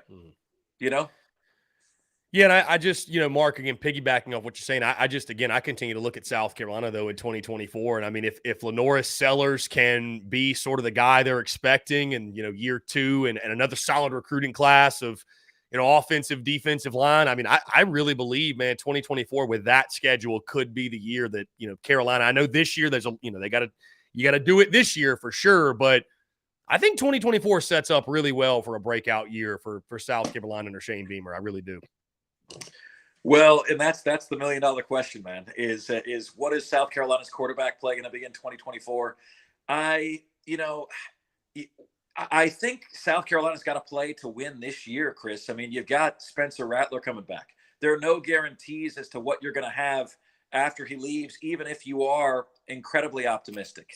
Florida's in a total holding pattern, and hoping and praying that the team doesn't lose DJ Lagway, who is still taking recruiting visits, man. I mean, Chris, there's been a lot of Gamecock fans that have on my show said a lot of kind things about Dabo. I said, man, I challenge you guys to say one good thing about your rival. And it was all about Dabo and just how great of a guy he is and all that stuff. And I can see you throwing up in your mouth a little bit, Chris, here. And one thing that Dabo does that I think is great is like, don't commit to us unless you're done. Unless you're done, do not commit. You know what I mean? Like, imagine telling a girl, I'd like us to be exclusive, but I'm going to still go on other dates. But I'd like to be exclusive, and that's what Florida's having to go through right now. DJ Lagway told Florida, "I'm committing to you," and then he's going on other dates, visiting all these other schools, and it's messed up, man. It's honestly messed up, And you can draw analogies between dating and recruiting. You can. And so I say to Dabo, Dabo says, if you want to date, but don't commit to me unless we're exclusive. And I really value that. I wish more coaches would do that.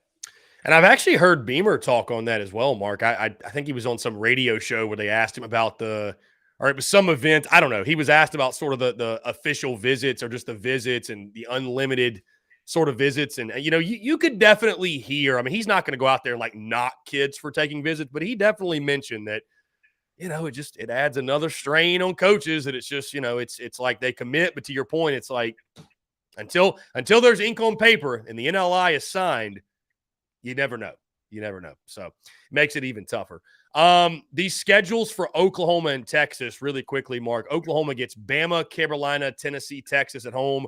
Auburn, LSU, Ole Miss, Mizzou on the road. Texas gets Florida, Georgia, Kentucky, Mississippi State at home. Arkansas, of course, Oklahoma, Texas A&M, and Vandy on the road. It definitely feels like the SEC went out of their way to make sure they welcomed those two to the conference with a reality check, because I know especially the Oklahoma schedule is brutal. Again, I know Florida's is, but like Oklahoma's schedule is that's tough. That's tough. And it just feels like to me they went out of their way to make sure it's like, hey, here's your welcome to the SEC moment. Yeah, if you were going to make a statement, Chris, because if you're like me, do you remember how you felt when Missouri and A&M joined the SEC? I was totally a snob. I was like, oh, Missouri. I still feel a little bit like Missouri's a Big Ten team in the SEC. Like, what are they doing in here? Culturally, it doesn't fit.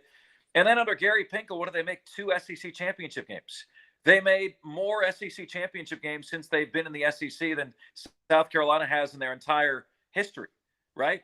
And, I feel like if these schedule guys wanted to make a statement, I would have loved to have seen, like, Texas gets Georgia and Alabama and LSU. Just get them all. Tennessee. Just get them all. Yeah. Just give them every single one of them. Every single one of them. So I mean, I would have loved that, Chris, and I wish that they had done that. Okay, you're gonna we welcome you to the conference. We welcome you to the conference with you guys taking ice baths for 6 months after the season's over. So, Mark, moving to baseball, of course, Florida advances to the College World Series beginning tomorrow. I'll give you the floor, man, if you want to take a moment to celebrate your victory, because I know I would do the same to you, dance on your grave, if you will. I know you didn't watch a ton of it, but, yeah, hopefully, you know what, Mark? You know what I hope comes of this? I just hope because of the results, because of this season, this is the season that gets you into college baseball. That's all I hope happens. Well, listen, I did watch quite a bit of it, Chris. It did draw me in. It really did. I thought, when we were in here, Chris, a few weeks ago, doing the take about Campbell should have hosted the regional, and everyone got so upset and so bent out of shape about that. I remember taking heat from people saying, what do you think home field advantage makes up 9 runs? Here's what I'd say to you guys. Florida and South Carolina played 5 times. The team with home field advantage won all 5 games. So it's not about how many runs does it make up. I know Vegas likes to quantify everything. Home field advantage in college football is worth 3.5 points. But it's just a different game, man. It's like I don't know, chess and checkers when you're playing on the road and at home. I firmly believe, Chris, that the Gators would not have won that series if it was at Founders Park, and it would have been at Founders Park if not for the 5-13 swoon that the Gamecocks had late in the year. And you can't tell me that especially that game one, South Carolina doesn't win that one in Founders Park. Do you think Florida comes back from the hole that they were in game one in Founders Park? So that home field was everything, man. Honestly, I tip my cap to you guys. I thought that was a really good series. I thought it was very, very, very well played, honestly. And Chris, I was skeptical that the SEC's dominance in college baseball rivaled that of its dominance in college football. I'm skeptical no more. I'm skeptical no more, man. I really am. I mean, it's a night and day difference. I know they're telling me that Wake Forest is the favorites. I'll take the SEC. I'll give you guys the fields. All right. And I'm going to feel great about my national championship chances. Yeah, I would take that bet with you, Mark. Let me ask you this on the South Carolina side of things, because the dust has settled, the season is over, and per my expectations for Mark Kingston specifically, super regionals are bust. He met those expectations. Therefore, I would say, and I've said it many times, Mark Kingston should return as head coach, and it sounds like they're even working on an extension for Mark Kingston. I know your expectations for South Carolina baseball and many others as well, and I don't even think this is unfair. It changed as the season went because you saw what you had, 34-6 after sweeping the Gators, third in the country. So when you look at South Carolina's 2023 baseball season, do you label it a success? Do you label it a failure? Do you think there should be a shakeup? Like, how do you view the overall season that was for the Yardcocks? A placeholder. It doesn't move the needle one way or another. In other words, it feels like it's about right. It doesn't change course. What I'd like to do is I'd like to ask every person right now on the chat, right? And I'm focused on the conversation with Chris. Mostly I don't get to look at every single comment that comes in. But if you guys could answer me this question right now, okay? If I told you that right now you could replace Kingston with Landon Powell, who was on my show yesterday, would you do that? If you're Ray Tanner, yes or no right now on the text line, okay? You have a chance to replace Kingston with Landon Powell right now. Do you make that move? Do you not? Do you not? Yes or no? Let's see. We'll see the answers roll in. Bruin Nation says yes. So that's one. I will tell you from my perspective, Mark, and that's really tough. And I think it really does go to show because listen, I set out expectations of the preseason. Hey, it's super regionals or bust, right? Super regionals or bust. And so I'm a man of my word. I was like, you know what? They made the supers, whether they won or lost. He earned his way back. I had somebody ask me this, though, Mark, at the watch party we had at Carolina Ale House, which I appreciate you stopping by. They said, Chris, would you trade Mark Kingston right now for Eric Bakich? And I said, please don't ask me that question. Please don't ask me that question. It's because it's one of those things where, to your point, it's a placeholder. But if you realistically ask me, do I think Mark Kingston is the coach for the long term to return them to glory? I cannot say yes confidently. But it also brings me to this, and I know you'll disagree with this. I know you'll adamantly disagree because you don't believe in lowering your standard, your expectations. But I've had like internal conversation. I'm like, nobody's going to be Ray Tanner. Like, our expectations, should we but at the same time, I think that's what makes Carolina baseball special is you have this high standard and expectations and you don't accept anything less. So we're getting mixed results. I mean, Drummer Swirl says yes. Dave Garrick says no. Chase Floyd says depends on how I'm feeling that day. Dalton Hines, he says no, and that Powell is too unproven right now. John Edwards says yes. Airting Ivory says no. So it's a mixed bag. It's a mixed bag on the results there. But it's an interesting conversation because even after this season, I think people will go into 2024 still with somewhat of a pit in their stomach and almost waiting for the other shoe to drop when it comes to the Kingston tenure. Yeah, man, 100%. All I can tell you, man, is we've had Landon Powell on probably 6 times in the last year. Every single time we have him on, Chris, I'm more impressed than I was the last time. He shows us how he connects with players by how he connects with us. He's very engaging, very easy to have a conversation with. You can ask him anything. We've had conversations with him about cheating in baseball, right? And he said, "Look, man, there were rumors in Toronto about, they had, like they had a guy with a drum out in Toronto that was, banging a drum every time it was going to be an off-seat pitch." Like, he's telling you these stories behind, and he's so candid and engaging, and like I would run through a wall for that guy, and he's one of your own.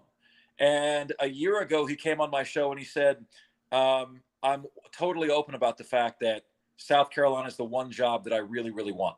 Like, I've been honest with the administration at North Greenville University. That is my dream job, South Carolina."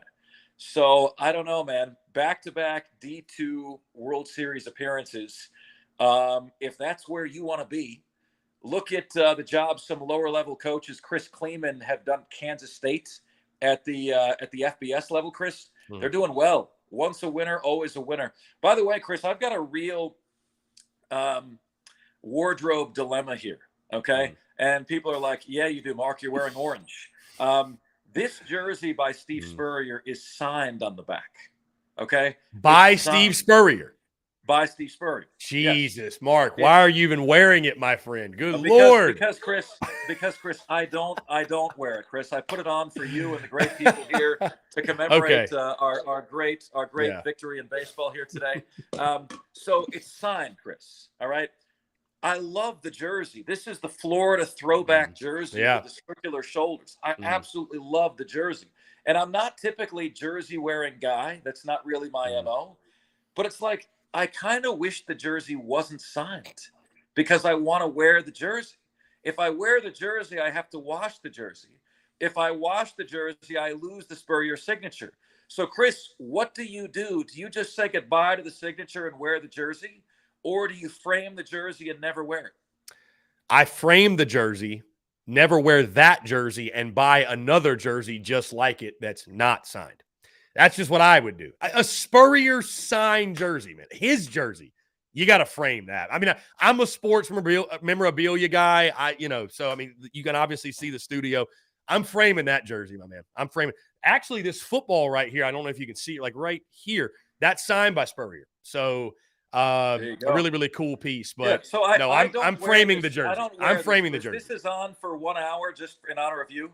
Okay. So I put this on just for you guys today. But it is a dilemma for me because it's just folded in my closet. And I'm like, I want to wear this thing. You know what I mean? Like, I want to wear this. I wish it wasn't signed so I could wear it, but it is signed. So I kind of can't, And this is a conversation, Mark, for later in the summer when we really get into peak off season. But there's only one person, there's only one guy that's worse than the jersey wearing guy. That's the guy who tries to tell people what they should and should not wear to their favorite sporting events. Bro, like, those people just like, if you're XYZ years old, you shouldn't wear a jersey. It's like, why are you so worried about what other people wear? Like, who gives a damn? Like, like, really? I don't know. Maybe that's a great debate we can have so I don't know. But that's always just been like, I'm like, who cares, dude? Because I like rocking baseball jerseys personally. Last thing on the Gator note, Mark, before we get you out of here. I don't think we've talked about this yet. Netflix is releasing a documentary called Swamp Kings on August 23rd that will cover the Urban Meyer years at Florida from 2006 to 2009. And I'd imagine that thing is going to be number one the second it drops. I can't wait to watch it. I know you can't wait to watch it. Your thoughts on that? Are you nervous at all about the documentary that they may try to throw some shade on the Gators because of all the cast of characters, or your overall thoughts on the documentary? Chris, you see the jersey I'm wearing. It is not hard for me to say the following. Urban Meyer is the best coach in Florida football history. It's not particularly close. And every single Gator fan, every single Carolina fan, every single fan from any other school would go through the Urban Meyer era at Florida again. They do it 6 days a week and twice on Sunday. Was it perfect? No. Were there misses? Yes. Was character overlooked a little too often in the name of talent? Yes, it was. You would have taken that run. Anyone would have taken that run. Urban Meyer is the best coach in Florida football history. He has 2 national championships. Spurrier has 1. Scoreboard. I love Steve Spurrier. I wouldn't wear the jersey of someone I don't, right? But Urban Meyer is the best coach. I think it's going to be a great watch, man. I think it's going to be incredible. Imagine for a moment, Chris, that Tebow and Aaron Hernandez were roommates. Okay? Like that's a true thing, man. That's it. How crazy is that? You know what I mean? They were roommates. He purposely roomed Aaron Hernandez with Tim Tebow so Tebow could be a good influence on him. How about that? Let And me for ask at you this least a little, Yeah. for at least a little while, Aaron Hernandez was able to buy into a team concept with that kind of supervision and surveillance. He really struggled when the worst thing that could have happened to him was going back home to New England around the guys that he hung around when he was growing up.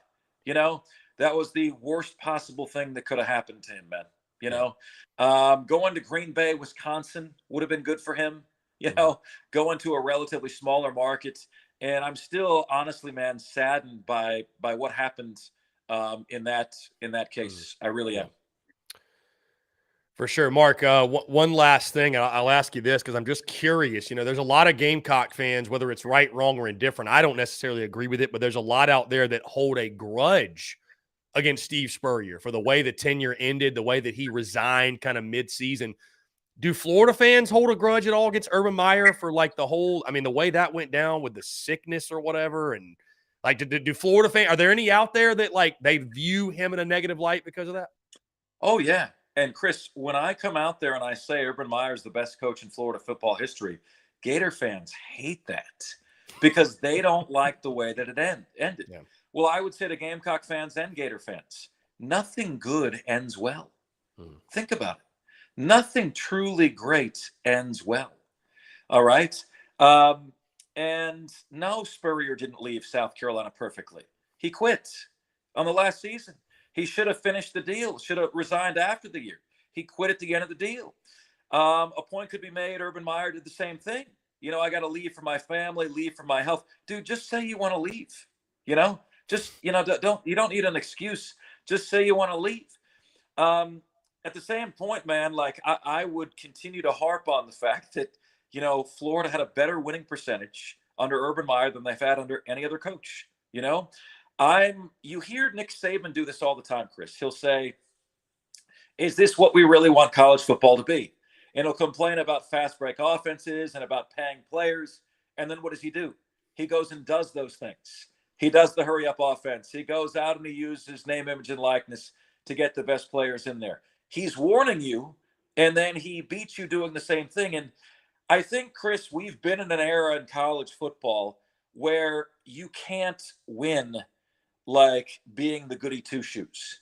You have to walk the line between almost breaking the rules and not. It's why Florida won it's why Urban Meyer won at Florida. It's why Nick Saban wins at Alabama and Kirby Smart wins at Georgia. And it's why Jim Harbaugh did not win at Michigan until name, image, and likeness was there. We had the author John U. Bacon on our show, Chris, who was embedded in the Michigan program for 3 years. And he came on our show and he said, Mark, I can tell you conclusively, Michigan is not cheating. And about 75% of other FBS programs are.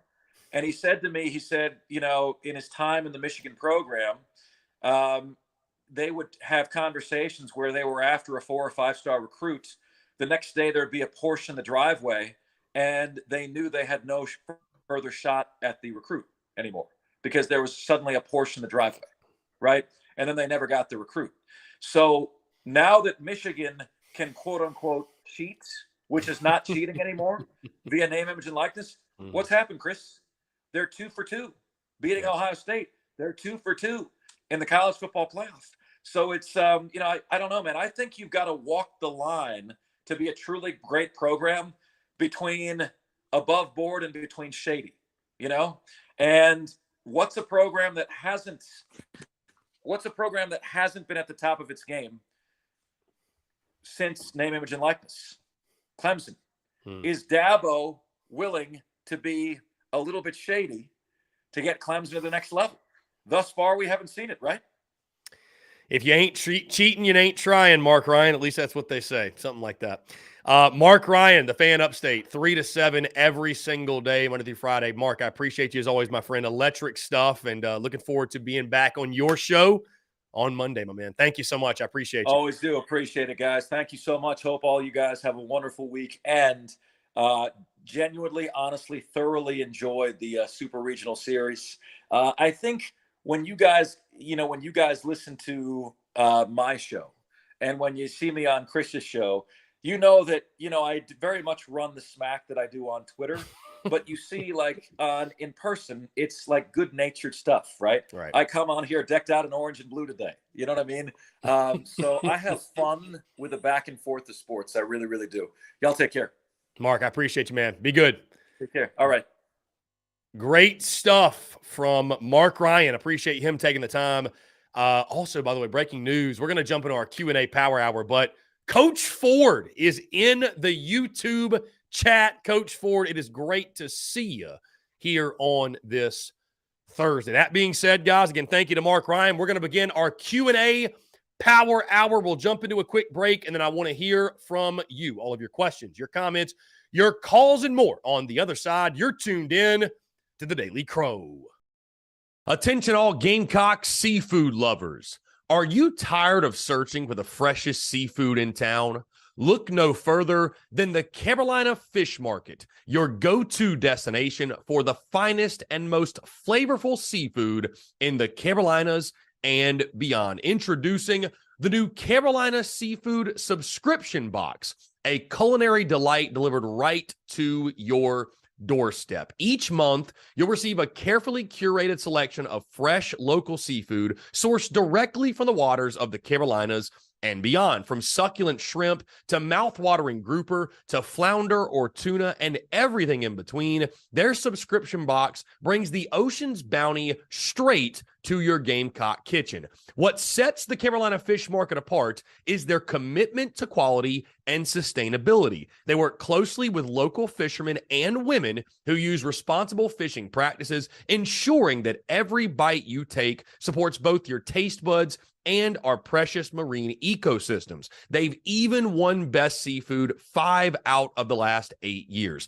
But that's not all. They're offering free shipping to all TSUS listeners on every Carolina Seafood subscription box, making it even easier for you to indulge in the flavors of the coast. Experience the convenience and joy of having fresh seafood delivered right to your door without any of the hassle. Don't miss on this incredible opportunity to elevate your culinary adventures with the Carolina Fish Market's Carolina Seafood Subscription Box. Join the seafood enthusiasts across the nation who are savoring the taste of the Carolinas, one delectable bite at a time, and just in time for Father's Day. Visit their website today at carolinafishmarket.com. That's carolinafishmarket.com,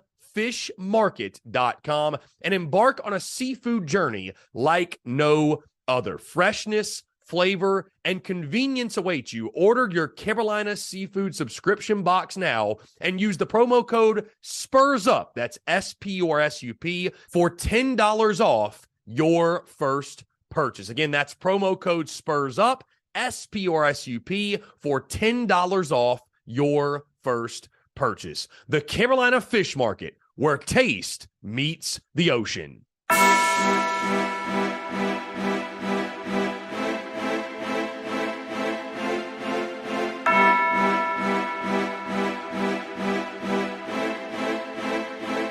Marshall Dougie, ho.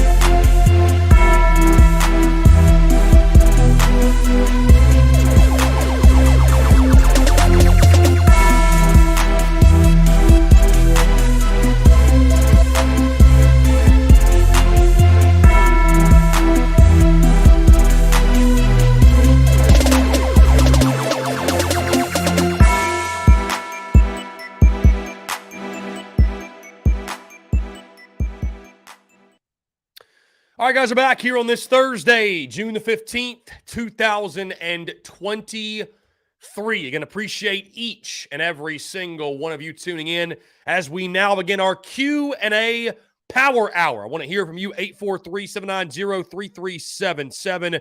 The phone lines are opened here on this Thursday. Let's go back to the YouTube chat and go through all of your questions here on this Thursday.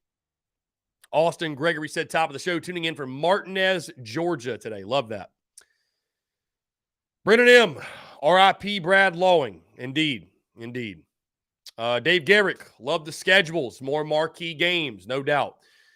Bruin Nation, and of course, you can imagine, guys, with the passing of Coach Lowing, a lot of you paying your respects. RIP legend. Justin Martin, RIP Brad Lowing. David says, Braswell to LSU is crazy. Indeed. No, it is. It is. Austin Gregory points out Coach Fry, the coach who brought South Carolina its first national title in track and field, has also helped recruit Nick Harbor, has moved on. Yeah, I saw that he's retired. I wonder how that affects, and does that affect Nick Harbor at all? Let me shout out M. Miller, who gave us a super chat early in the show. Said, sad, have a beer on me. I love your interviews with Coach Miller. Thank you. I appreciate that. Thank you so much, man, for the love. Thank you. M. Colt Outdoors says, RIP. John Everett, RIP. Ruination. Fry leaving is something to watch regarding Nick Harbor. Cock fan says, Harbor's about to enter the portal. I don't know that I go that far. Ethan. Yes, we're all sorry to hear about the loss, man. It's really sad. Really, really sad. Cock fan, the law dog was the man. Yeah, he was. Legend. I mean, again, legend in every sense of the word, man. Legend in every sense of the word. So, let's see. Again, Ranger Ryan said, tuning in from France. Braddock843 says, no Georgia in 2024 doesn't seem right. I agree with you. It's weird. Very weird. Very weird. Tommy Wallace says, very few coaches like Coach Lowing come along. Thankful for his time as a Gamecock. Prayers for his family, friends, and former players. Indeed. Yeah. Tommy Wallace, could there have been tampering with Braswell, even if he initiated it before entering the portal? Could there have been? Sure. Is there any way to prove that, Tommy? I have no idea. Panic Ritter just says, Braswell, you stink. Jeff Gullidge says, it's just weird with no Tennessee, no Florida, no Georgia. I mean, it is very weird, man. It's very strange for sure. Very strange. Justin Martin points out, as we said earlier, South Carolina's first time not facing Georgia since 1991. Let's see. Tommy Wallace is a fan. You have to love the new football matchups. Big games almost every week. Yeah, I mean, as a college football fan as a whole, as a national college football fan, I love it. I love it. From the local perspective, I mean, it's it's just very different. And with change, there's always opposition, right? And this is no different, where it's just strange. It's I don't know. It's just strange to us. It's very foreign to us. So Austin Gregory says, I just want to put this out there. There's zero chance Billy survives at Florida past 2024. They'll be lucky to make a bowl this year in their schedule next year. It is nearly impossible to make a bowl. How long? What does this mean for Billy Napier? He also says Florida's slump will not last forever, but it will inevitably last the next 2 years at minimum. Dave Garrick says nothing against them, but I hate games against teams like Old Dominion, Akron, and especially Wofford. Wofford takes a toll on the lower legs and doesn't mean shit. I mean, Dave, that's one way to look at it. I'll tell you this, especially the Wofford game. You never want to play option teams, Dave. You never, ever, ever, ever, ever want to play option teams. There's not a whole lots of good that comes from it, it seems. Yeah, you never want to play them. Austin Gregory says the Sellers-Reno battle will be one for the ages. When was the last time we had a quarterback battle between two guys with their amount of upside? It's a very good point. Very good point, Austin. Yeah, very good point indeed. Will Hall says most of these teams will be marginally different next season anyways. It's a mixed bag at this point. Jeff Gullich makes the point going into 2024 with a young quarterback shows how important having a solid RB1 and great O-line is, which both are big question marks going into this season. Well, I think, Jeff, the thing that helps you in that regard is, all these young guys that you're recruiting on the offensive and defensive line, they're all going to have another year, right? They're all going to have another year to grow, to improve, to get better, to get acclimated. So you should really start to see some of these young guys that you're recruiting on the line of scrimmage making a big impact for you. You should be able to start seeing those guys. So let's see. Coach Ford, it's so great to have Coach Ford back. He says, can we get an Oklahoma pundit on the show to give us intel on where to stay, eat, and what to see in Norman, Oklahoma? Yes, Coach Ford, we'll actually do that. Coach Ford, you might have missed this, and I hope you're still in here. But over the next week and a half or so, we'll be breaking down and previewing every single SEC team beginning next Wednesday. Going to be a lot of fun. Guys, let's jump to the phone lines here. Call from Dalton. Dalton, what's up, man? How are you? I'm doing all right. I'm just watching a little bit of the U.S. Open right now. You got a pick to win this weekend? You got a guy you like? I mean, it'd be a guess, if anything, my friend. I honestly have not watched a ton of golf lately, believe it or not. So I do not have a true pick for you. I'll say that. So, but yeah, who's your pick? I know you said Dustin Johnson, right? DJ, your guy? Yeah, I like DJ to win this weekend. Okay. He's due for a big weekend, Mm-hmm. and he's a Columbia native. So He is indeed. I gotta root for the hometown guy. Yeah, totally understand that. But yeah, I just wanted to call in and sort of talk about the schedule, and we've covered a lot of it. But in my opinion, I actually kind of like that we're not playing, the same teams every year.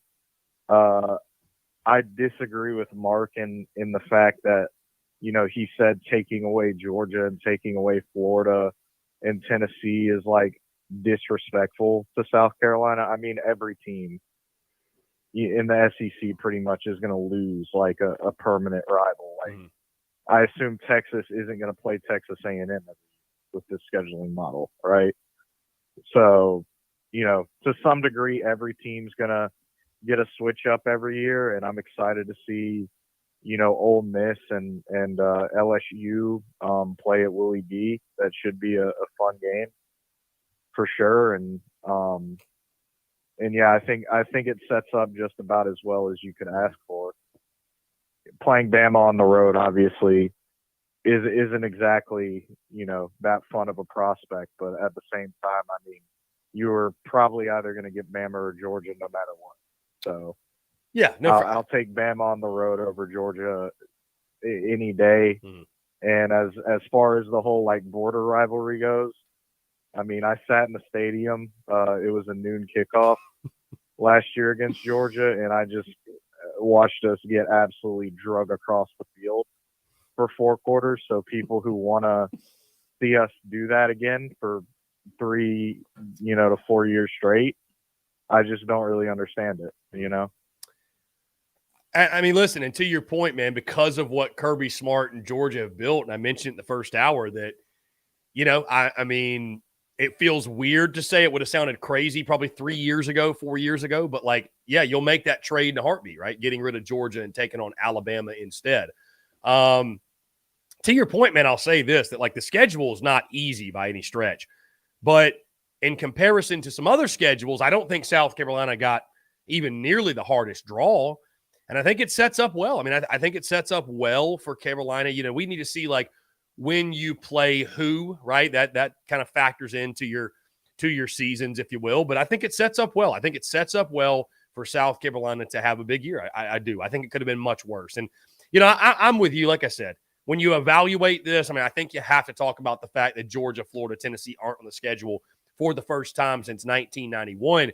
But with that being said, I mean, I embrace change as well, man. I embrace change, and I think it's a really cool and fun thing that we're going to get to see a lot of these matchups that we had to wait, 5, 6, 7, 10 years to see. You know what I mean? You think about it. I mean, the last time the Gamecocks went to Tuscaloosa, it was 2008, or excuse me, 2009. 2009, the last time the Gamecocks went to Tuscaloosa. Like, that just shouldn't happen, right? So, really excited to see it. And, whether you like it or not, you have to embrace it, right? Because this is the new college football. This is the new SEC. Yeah, I would agree with that. I mean, either you embrace the change or you don't. And I assume at some point they're going to go to the 9-game schedule. And, as much as that's going to be a gauntlet for the players, I don't like, how our depth sets up for that situation. I mean, it's definitely, more college football. There's that side of me as a fan that says, hey, I don't want to see us play Akron or Wofford or the Citadel or Furman or any of these teams. I want to see us play big time games.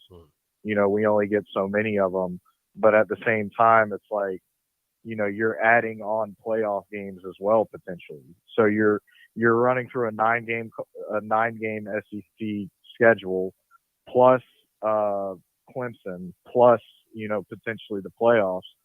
I just don't know if the depth and the injury concern sets up well for that. And that would be really my only concern. But you just have to hope that Shane Beamer is ready for that. And obviously our recruiting ranking would suggest that he is trying to get us in that upper echelon of SEC teams in the top tier. So I like it better with Shane Beamer at the helm than I do with just about anybody else. There's nobody better to lead South Carolina into this new era of SEC football than Shane Beamer. Based off of the things that he has said in the past, I believe he's a guy he's a competitor. And as a competitor, you embrace competition. And you want to play against the best. And when this news came out, I think 2 years ago, of Texas and Oklahoma joining the league, and we knew there'd be shakeup, I remember hearing him say, like, bring it on. It's the best conference. Come get you some. I mean, it's kind of the mentality and the mindset that Shane Beamer had. And I'm sure he has to this day. So, I don't think it changes necessarily. It just adds another layer. It doesn't change the ultimate goal. It doesn't change course. It doesn't change drastically what you are doing in regards to recruiting and building the program. But as a competitor, again, you say bring it on, and I feel confident that Beamer and company are doing that. And we'll see what that means for the future. But I do think Dalton, because of this, and there's going to be changes going to 25, right? They got to figure out what they're going to do as far as one permanent opponent, 3 permanent opponents, whatever, 8-game, 9-game conference schedule. But I do, again, Dalton, firmly believe that there's nobody better to lead South Carolina into this, because the programs that are on firm footing and aren't on firm footing, you're going to get exposed, I think, over the next couple of years, man, because if you're not on firm footing, like, the schedule already didn't leave anywhere to hide, but it really is going to be evident now. And I think South Carolina is on a program that's on firm footing and has a solid foundation and is ready for this new SEC, if you will. Well, I mean, one thing that I don't think a lot of people have been talking about is going back to the other sports within the SEC, basketball and baseball specifically, is how does this change the scheduling for those sports and the, how the SEC tournament is going to work and all of that. I mean, obviously, you'd have to think that adding, a blue blood college baseball program like Texas and, a high level program in the last, 5-10 years in Oklahoma would just add to the difficulty of baseball. Do you think that that's going to make it, harder than it already is? I mean, in baseball, the SEC is already stacked, but in 2024, when you've got to travel to Austin now, along with all these other programs like Arkansas, Mississippi State, it just makes it harder. I mean, how can it not make it more difficult, Dalton? When, like you mentioned, I mean, Texas is a program, when you think college baseball, you think of Texas. Oklahoma, as you mentioned, been really good over the last decade plus, right? It seems like they're in the College World Series every other year. So, I mean, it just gets tougher, man, across the board. Hey, basketball too. Basketball too is going to add a new wrinkle and a new layer and make it more difficult there. But I mean, it's the SEC, man. It's hard every year. You're always going to have a tough schedule, and you just have to embrace the competition, man. You have to embrace the competition. And, I wish that, baseball and basketball were on as solid footing as football. And it's weird because, we haven't always said that, where it's like football is kind of the standard right now of being on that's having that solid foundation. Not trying to throw any shade, obviously, at Lamont or whatever, but there's some uncertainty. There's some uncertainty going into it. So, which I will say puts a lot of emphasis on like this football season and this basketball season and everything in between. So it's it just makes it tougher, but you got to embrace the competition. That's kind of the way I look at it. Yeah, well, that's all I wanted to add is just talk about, the schedule and all of that. I thought that we were going to get absolutely shafted, but, I mean, we really didn't, to be honest, which right. I guess is a good thing. So, hopefully we're in for a really good 2023 and 2024 campaign here. Indeed. Dalton, I appreciate you, my man. Thank you so much for the call. It's always a pleasure to chat with you. No problem. Yeah, man. Take care. Great stuff from our friend Dalton. Big Game Boomer, by the way, dropping a – this is going to be one riles people up. He just dropped a tweet, the best college football team in every state, and he drops South Carolina as the best college football team in South Carolina. So he also mentions Duke as the best team in the state of North Carolina. How about that? Anyways, guys, 843-790-3377. God, I almost forgot there. 843-790-3377. We keep the conversation rolling here. Let's see. How about our guy Austin Hicks says, shout out to the Big Cock Club. The Discord's a lot of fun with 24/7 Gamecock talk. Highly recommend everyone to join. Yeah, y'all definitely join, man. Patreon.com/Big Cock Club, or just click the link in bio on our social media channels, and you can click that link and join the BCC. It is indeed a lot of fun. Let's see. If BGB says it must be true. Yeah. Never missed on the list. Never missed. Let's see.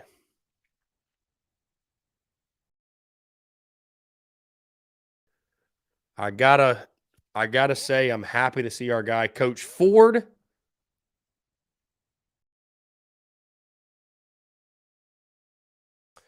Travis said, that last interview you did with Brad, it was fate.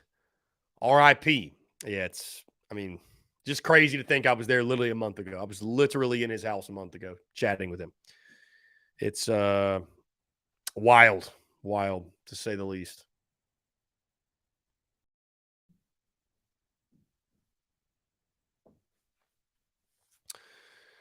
Wild to say the least. Wild to say the least. Cody says, I think it's kind of shitty that Texas and OU get to come to the SEC and get to keep the same permanent opponent. They just came in and essentially flipped stuff upside down. Well, Cody, they also got welcomed with two of the hardest schedules in the conference, man. I don't think they had any, the SEC tried to do them any favors necessarily, right? It was, welcome to the SEC, folks. Welcome to the SEC.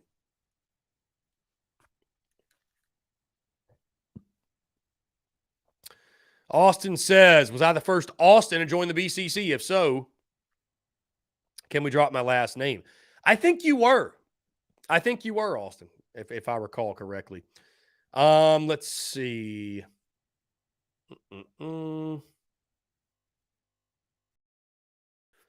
Austin also says, you wanted to say Austin? Said Austin Gregory. He says in the Big Cock Club Discord, the TDC Questions channel, people are sleeping on Mizzou this year. They were closer to winning 10 games last year than people think. Add 6 points to every game of theirs, and their record is 10-2. Dude, they return. Their defense is going to be nasty. Their defense is going to be really good again. One of the best defenses in the SEC. So, Yeah, they're going to have a really, really good defense. Real salty defense. Real salty defense. So, big year for Eli Drinkwitz, too. Really big year for Eli Drinkwitz. Let's see. Boomer Nation, how is Hardesty ranked so high on Big Game Boomer's list? What's funny about that, Boomer Nation, is I posted, you might have seen, and I did this on purpose, because I posted the confused emoji on that ranking of running back coaches. And I did it because I was like, I'm not trying to openly crap on Montario Hardesty on my feed, but I was like, some people took it as he should be higher. And then some people took it as yeah, I agree, he should be lower. How's he even in the top 50? So it was kind of funny how that worked out. But yeah, I was like, how is Montario Hardesty in the top 50? Coach Ford says, I'm coming back for football and basketball. I only enjoy watching and drinking beer at baseball games. No informed opinions on baseball. Well, Coach Ford, I appreciate you being back, man. I can assure you there's going to be a lot of football talk, especially beginning next Wednesday as we do SEC team previews, Coach Ford. Then we get into July 4th. We'll take that off. And then right after July 4th, literally July 5th, I will get into my game-by-game predictions for South Carolina football in the 2023 season. And then we get into things like offense, defense, special teams previews. SEC Media Days will be around the corner. Then we dive into our opponent previews. It's going to be a lot of fun, Coach Ford. There's a lot of football chatter upcoming, I can assure you. Let's see. Austin Gregory, over under RB1 rush yards this season. Good question. If I had to set an over under for just what's the leading rushing total going to be? We'll just say that. If I had to set an over under, I would go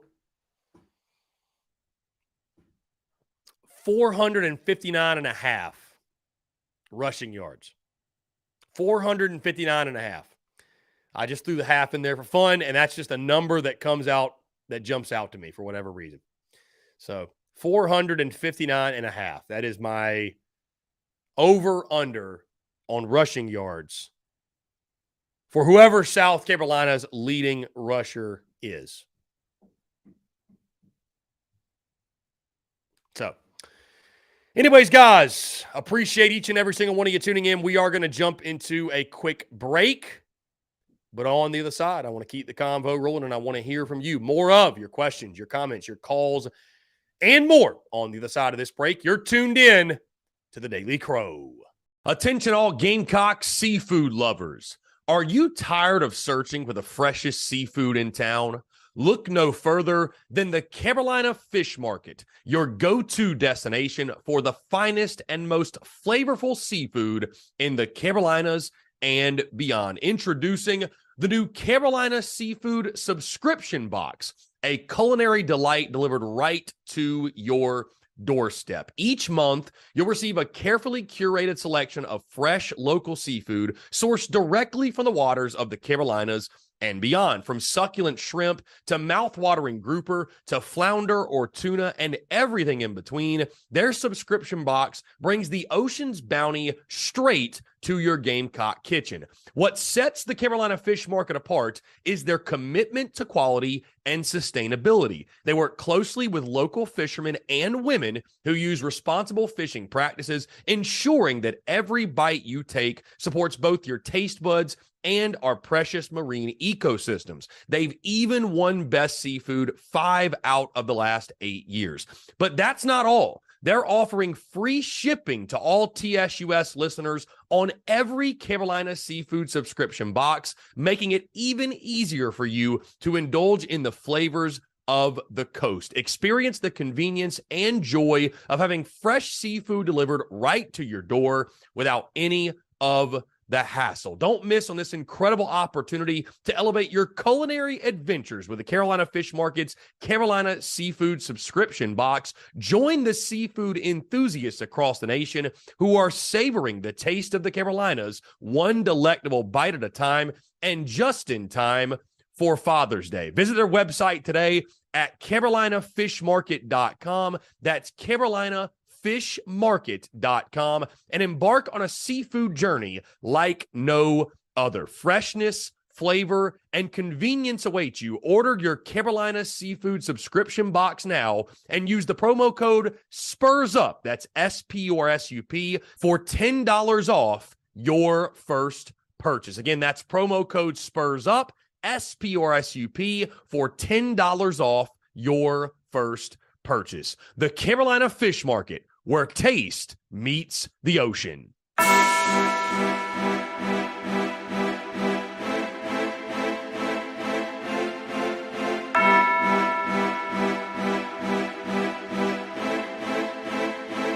Muscle Dougie, ho.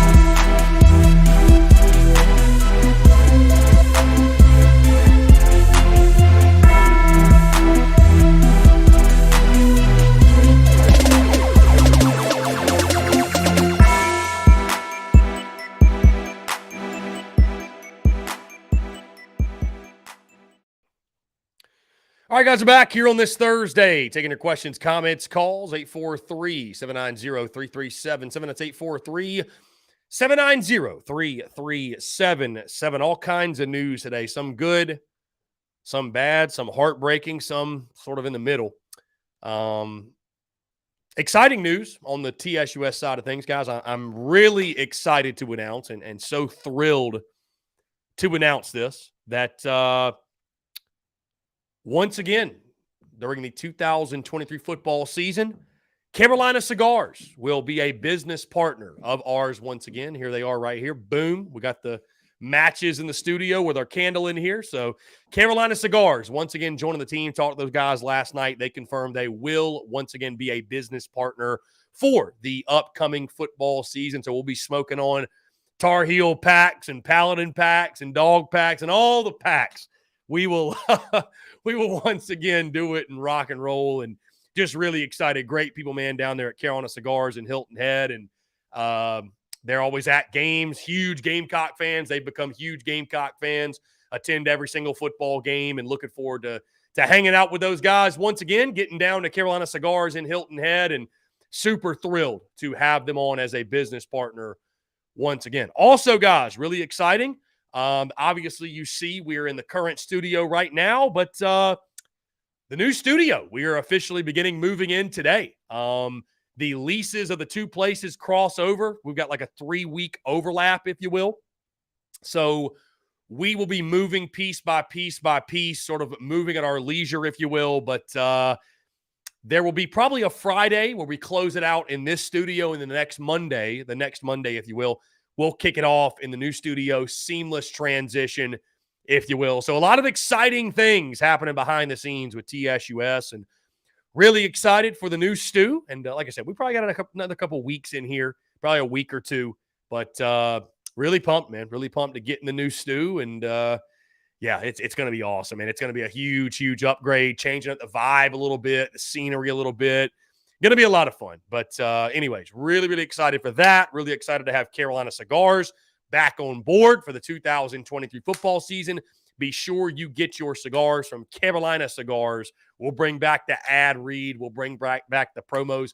But most importantly, we'll bring back the packs and smoking the packs and getting ready. And hey, you need to get your packs for the 2023 season so you have them ahead of time. Really excited for it. Looking forward to it. Appreciate those guys greatly, man. Really, really good stuff. Anyways, phone lines are open. 843-790-3377.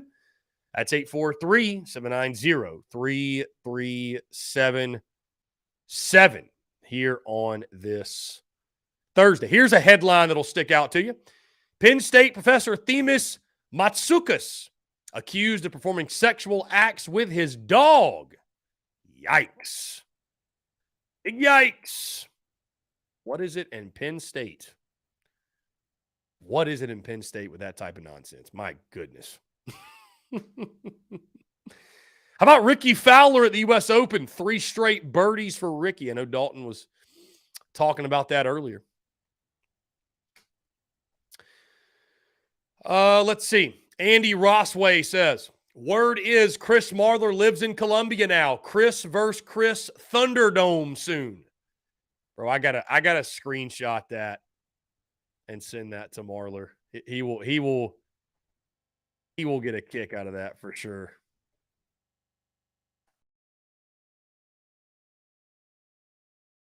Love that. Love that. You know, Chris Marlar's the man. We got to get him back on the show very soon for sure. We got to get Marlar back on the show. He's an awesome dude. Love his commentary, love his work, and it's always an electric conversation when he joins us. So definitely we'll get him back on. Ruben Nation says Happy Valley, and Austin Gregory quickly follows up with Horny Valley. Oh, holy smokes. Tough scene. Tough scene coming out of Happy Valley. Tough scene. Anyways, guys, you know what's really sad? What's really sad is what was I even going to say? I don't even know. I completely lost it. I'm sitting here thinking about this tweet that Beverly Lee just put without Googling, name a famous historic battle. He said Texas versus being back. That's a good one. I like that. I love it. Yeah, Sean Wells says R.I.P. Brad Lawing. R.I.P. indeed, Sean. R.I.P. indeed, man. Yeah. God, Chase Floyd. Lots of peanut butter was involved. Golly, Chase. Thank you for creating the visual, my friend. I would say this. What's the greatest, name a famous historic battle? What would you say, guys? Gamecock fans versus each other on Twitter? TSUS versus the CSC on Twitter? I don't know. All in good fun. Either way, guys, again, 843-790-3377. In case you missed it, track and field coach Curtis Fry is retiring. And I was just thinking about this. You got to think Nick Harbor knew it was coming, right? I mean, you've got to think Nick Harbor was aware of this.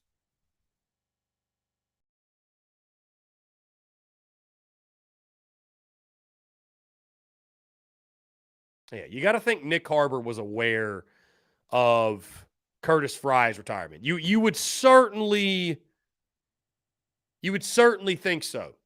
You would certainly think so.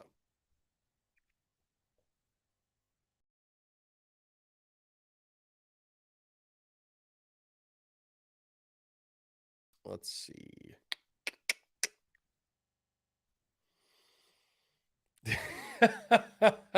Bruin Nation. Coach Ford says Coach Ford versus all y'all. Austin Gregory says greatest battle was Lane Kiffin against French's Mustard. I like that. Bruin Day, I gotta highlight this. This is Bruin Nation says heard Ben Portnoy on with JB, JC, and Phil. And after hearing him speak, I now understand why he's such a loser. Dude is out there. What Bruin Nation? I got no problem. I've actually met Ben in person. I thought he was a fine dude. He was cool to me. He has some questionable takes, but I'd say we all do. Bruin Nation, what specifically stood out to you that I mean, I know he's an interesting cat, right? He's one of one, no doubt, but yeah.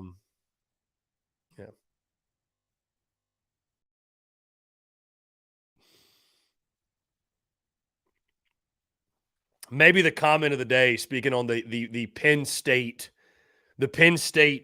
professor with his dog, Austin Gregory comments in the Big Cock Club Discord, the TDC Questions channel, and says $5 says it was doggy style. See, that's just wrong, man. That's wrong. That's just wrong. That's just wrong.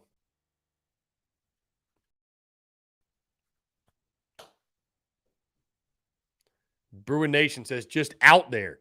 Slithery snake. Bruin Nation, what you think Ben Portnoy's a spy of some kind? You think he's a spy? The Mississippi State sent their best spy over? I mean, I got no problems with I got no problems with Ben Portnoy. I mean, again, some of his takes are interesting. Some of my takes are interesting. So I mean, it is what it is. I mean, whatever. So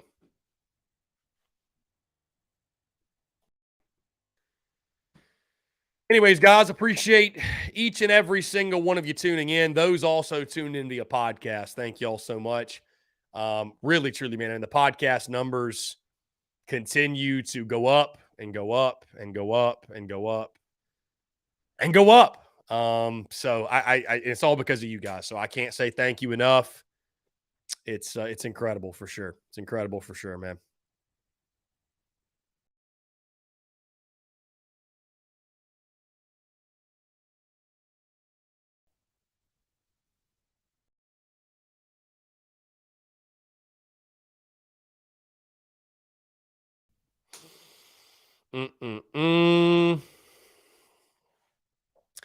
Anyways, I see the comments, man. I would most certainly expect.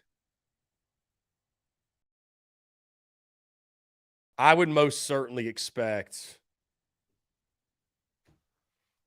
He was 65 years old, man.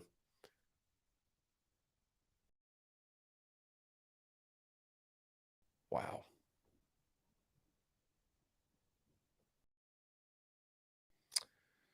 Coach Loing was 65 years old. That's just terrible. But I would imagine that they will have some sort of dedication to him, some way to honor him in the 2023 season. Something, man. Something. Brad Loing deserves something for sure. Let's see. We'll get back into your questions. Austin Hicks, which game of the 2024 schedule stood out to you the most, Chris? Yeah, great question. Which showdown specifically? Which one stands out? The most intriguing game on the 2024 schedule. And there's some really good ones. I think that game at Oklahoma is really cool because of Beamer's ties to Norman.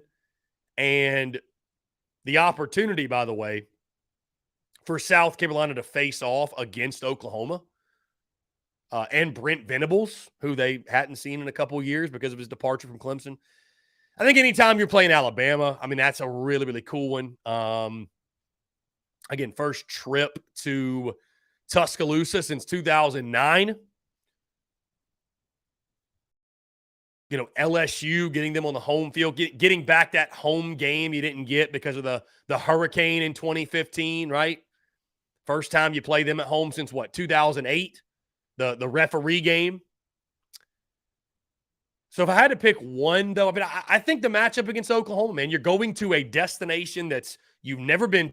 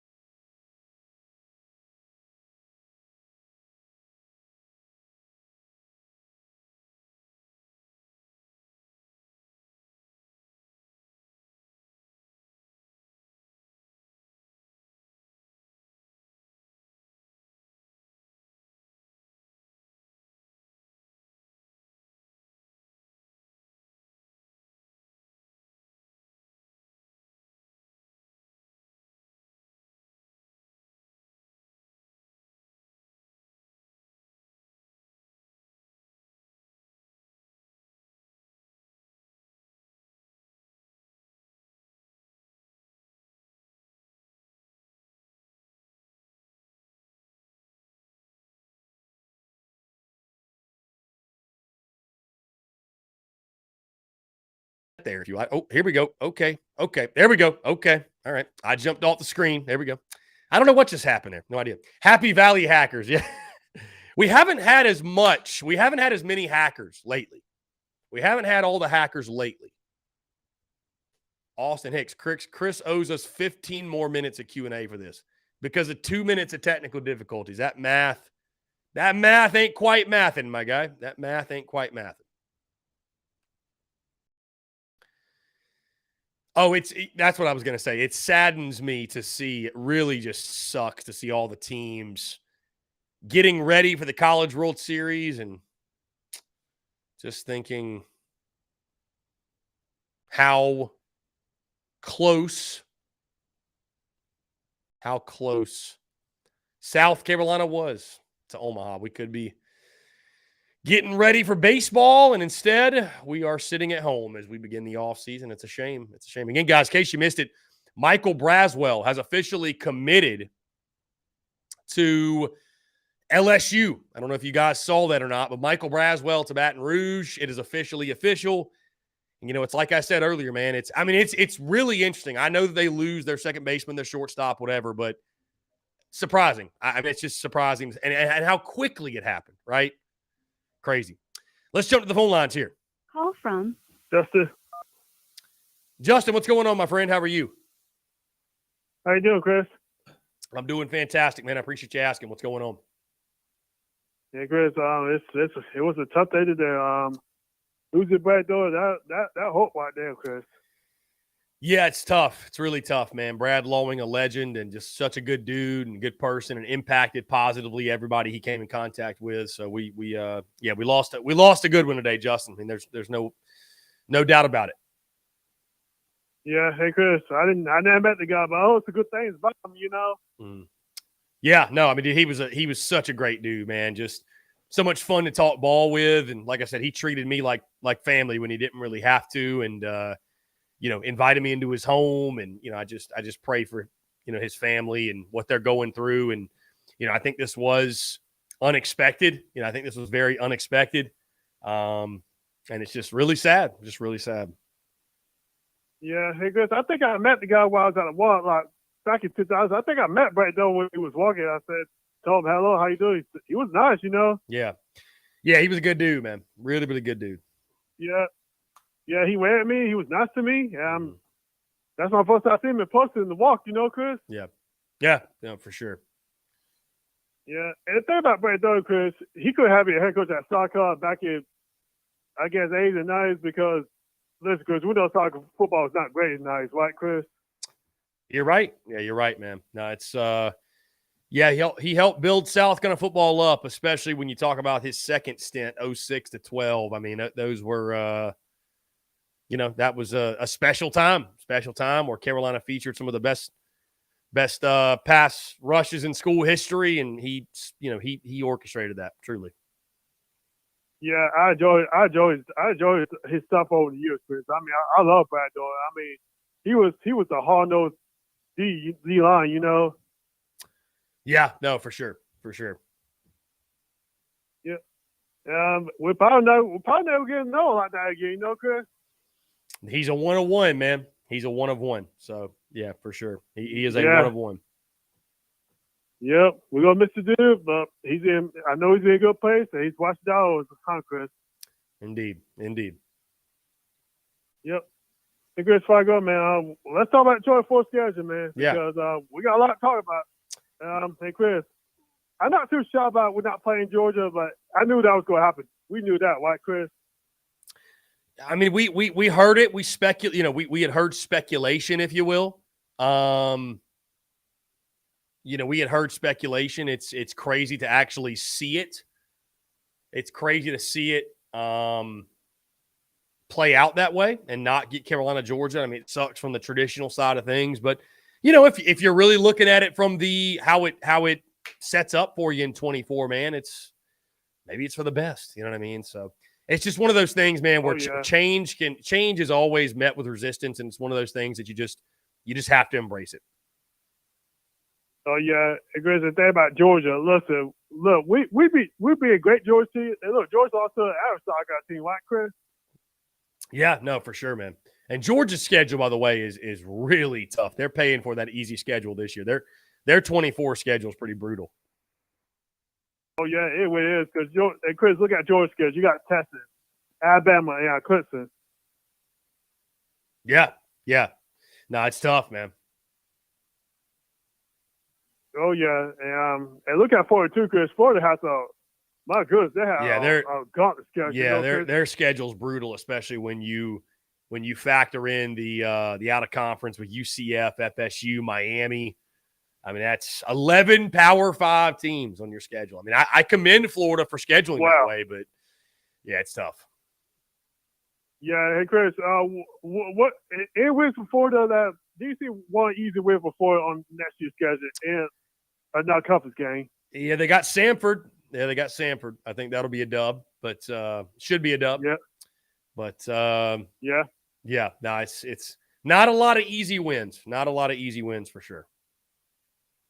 Yeah, Chris, that's not a whole lot about Florida, you know. And Chris, like I say, being that here, hey Chris, do you think you can survive next year? What do you think? He's got to survive this year first. I think Gator fans have got to do something they're not very good at, and that's be patient. They've got to find a way to be patient. So can he survive this year? I think is more of a question, Justin. Yeah, excuse me. Yeah. Can he survive in 3 years? That's hard to say, huh, Chris? Indeed. Yeah, indeed.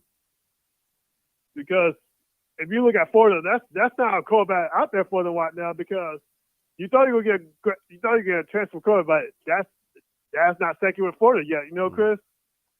Yeah, no, for sure. Yep.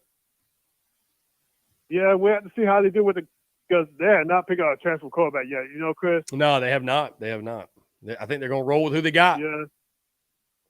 Yeah, and then tell me something. How many games before win this year? You would hope it was like 6. The number should be 6, right, Chris? Yeah, I mean they're at 5.5 is the over/under. I think Florida's kind of a dangerous team. You know, it's weird. So many people are sleeping on Florida, but they've got real issues. I mean, they got real holes on their roster. So, and I know the Gamecocks want to get revenge on Florida for what happened last year. So it's going to be an interesting year in Gainesville, no doubt. Oh yeah, and Chris, and the thing about soccer, you got to beat Florida this year. You got to take an average at home this year. You know, they come in your place. Yeah, you got to beat Florida. You got to find a way to win that game. Yeah, you can't, and Chris, that you have to sucker this game. You have to. Mm-hmm. Yeah. And Chris, you got to look at Missouri too. Look at Missouri. You get them charge this year, next year. If you soccer, you got to stop beating Missouri too, right, Chris? Mm-hmm. Yeah. You got to beat them. You got to take them down, man. Yeah, you got to, and look, you got to figure out how to beat Eli Jenkins, right, Chris? He has our number. Yeah, now going back to his days at App State, he's had a lot of success against Carolina. So, yeah. And Chris, who else? I look at your schedule, Chris. The new schedule is Oklahoma. What are your thoughts about them? I don't know. I think their future too is a little bit murky with Brent Venables, and they were not very good last year. And Oklahoma's got talent, but is it going to work under Venables? I think that's the big question for them. So I'm excited to see him on the schedule. I think that road trip to Norman will be really, really cool. And the Shane Beamer storyline with him, previously being there. So I think that'll be a really, really neat matchup. Yeah, I thought too, Chris. And think about Matt Venables. Listen. He hasn't shown me much on the field yet, because that's the thing about Matt Venables. He gets off those starts, but the thing about him, Chris, he's got to get off the fast starts, right, Chris? Got to. Yep. Got to start quick, especially this year. Yeah, because let me tell you something. I don't know if Matt Venables going to last in Oklahoma 2 or 3 years. That's the way he sees it, and we have to see, huh, Chris? Yeah, no, for sure. OU is going to be very interesting. Yeah. And Chris, I guess who's the last team could be interested? What about Seahawks? He's a no one too. Yeah, no, for sure. For sure. Yeah. Because the thing about Texas, the Seahawks, he has a guy who good stop near, huh, Chris? Yeah. Yeah. Well, hey, Chris, that's all I said, man. We'll see what happens soon. But go Gamecocks. Justin, I appreciate you, my man. Thank you so much. Well, you too. Yeah, man. Take care. Great stuff from our friend Justin, guys. We are going to squeeze in one final break. On the side, we'll close out the show with your questions, your comments, your calls, and more here on this Thursday. You're tuned in to the Daily Crow. Attention all Gamecock seafood lovers. Are you tired of searching for the freshest seafood in town?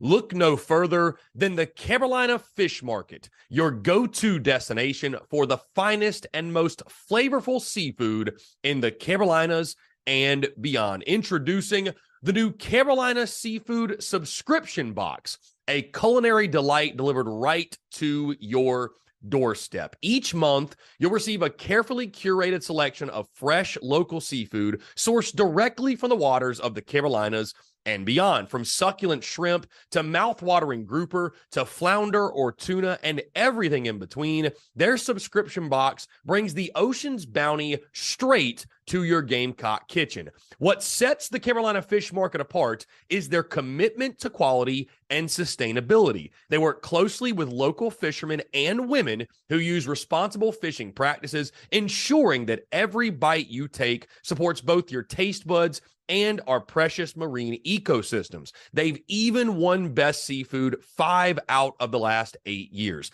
But that's not all. They're offering free shipping to all TSUS listeners on every Carolina Seafood subscription box, making it even easier for you to indulge in the flavors of the coast. Experience the convenience and joy of having fresh seafood delivered right to your door without any of the hassle. Don't miss on this incredible opportunity to elevate your culinary adventures with the Carolina Fish Market's Carolina Seafood Subscription Box. Join the seafood enthusiasts across the nation who are savoring the taste of the Carolinas, one delectable bite at a time, and just in time for Father's Day. Visit their website today at carolinafishmarket.com. That's carolinafishmarket.com, and embark on a seafood journey like no other. Freshness, flavor, and convenience await you. Order your Carolina Seafood subscription box now and use the promo code SPURSUP, that's SPURSUP, for $10 off your first purchase. Again, that's promo code SPURSUP, SPURSUP, for $10 off your first purchase. The Carolina Fish Market, where taste meets the ocean.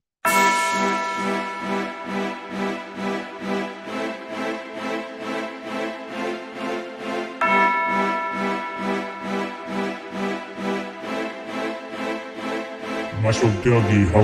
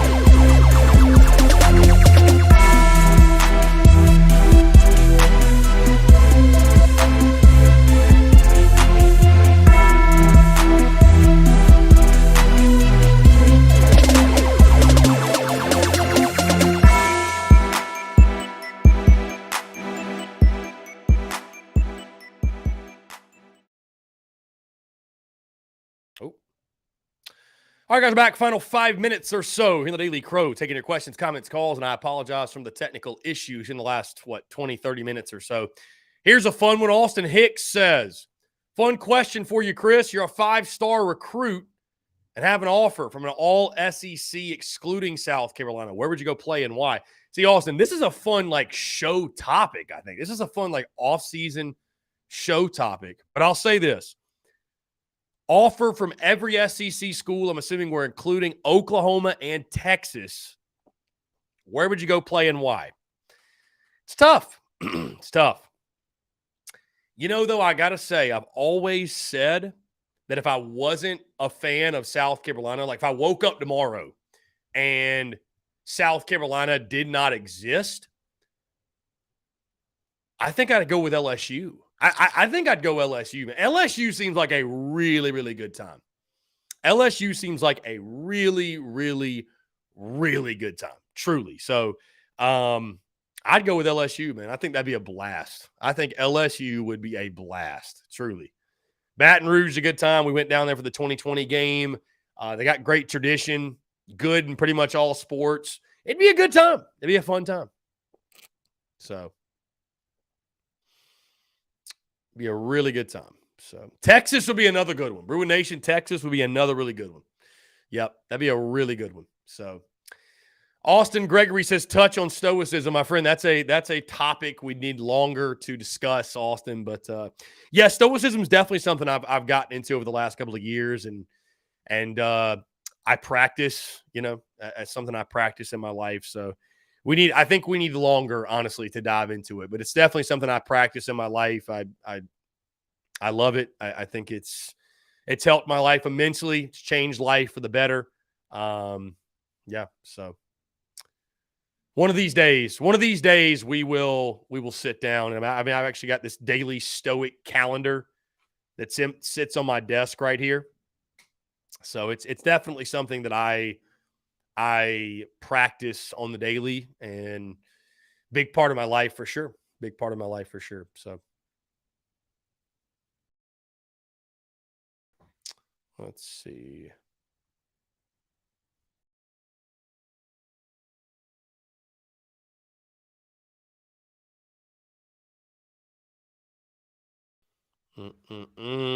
Austin Gregory, which SEC team are you covering first on Wednesday? Is there any particular order? Yes, Austin, I can confirm that LSU will be next Wednesday. We'll probably go LSU. Let me think.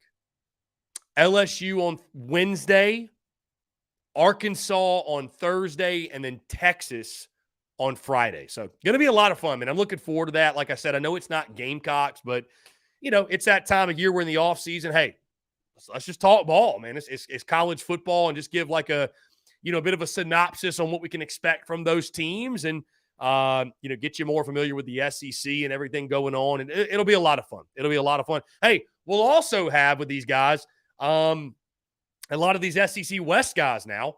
We'll have conversations about 2024 and getting them on the schedule, and so we'll tie some Gamecock subject matter into the conversation, but I'm really looking forward to it, man. I think it's going to be a lot of fun. I think it's going to be great conversation, and just get everyone. And it's also going to help me. It's also going to help me just learn more about these SEC teams and what they've got coming into 2023, and sort of how the SEC will shake out this upcoming season. So going to be a blast. Cannot wait for it. But yeah, I think we're going to start with LSU Wednesday, and Oklahoma and Texas will be included. Yes, they will.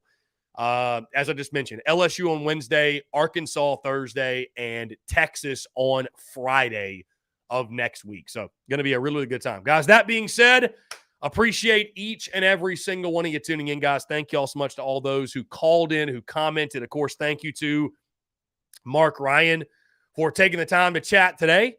And let me finally say one more time, guys, please, please, please keep the Lawing family in your prayers. RIP to Coach Lawing. This show dedicated to him. What an incredible human being, what an incredible person, and so grateful for my time that I got to spend with him. And a sad day in Gamecock Nation, but one that's it's important to remember the legacy, remember the positives, remember the great memories, and I know that's what Coach Lawing would want us to do. And again, please keep the family in your prayers. Also, guys, Last thing before we get out of here, be sure click the subscribe button and the bell icon on YouTube and go subscribe to the podcast on iTunes, Spotify, Stitcher, Google Podcasts, where you get your podcast. You can check it out there. Appreciate you guys. Thank you all so much. Have a great rest of your Thursday, and we will talk to you all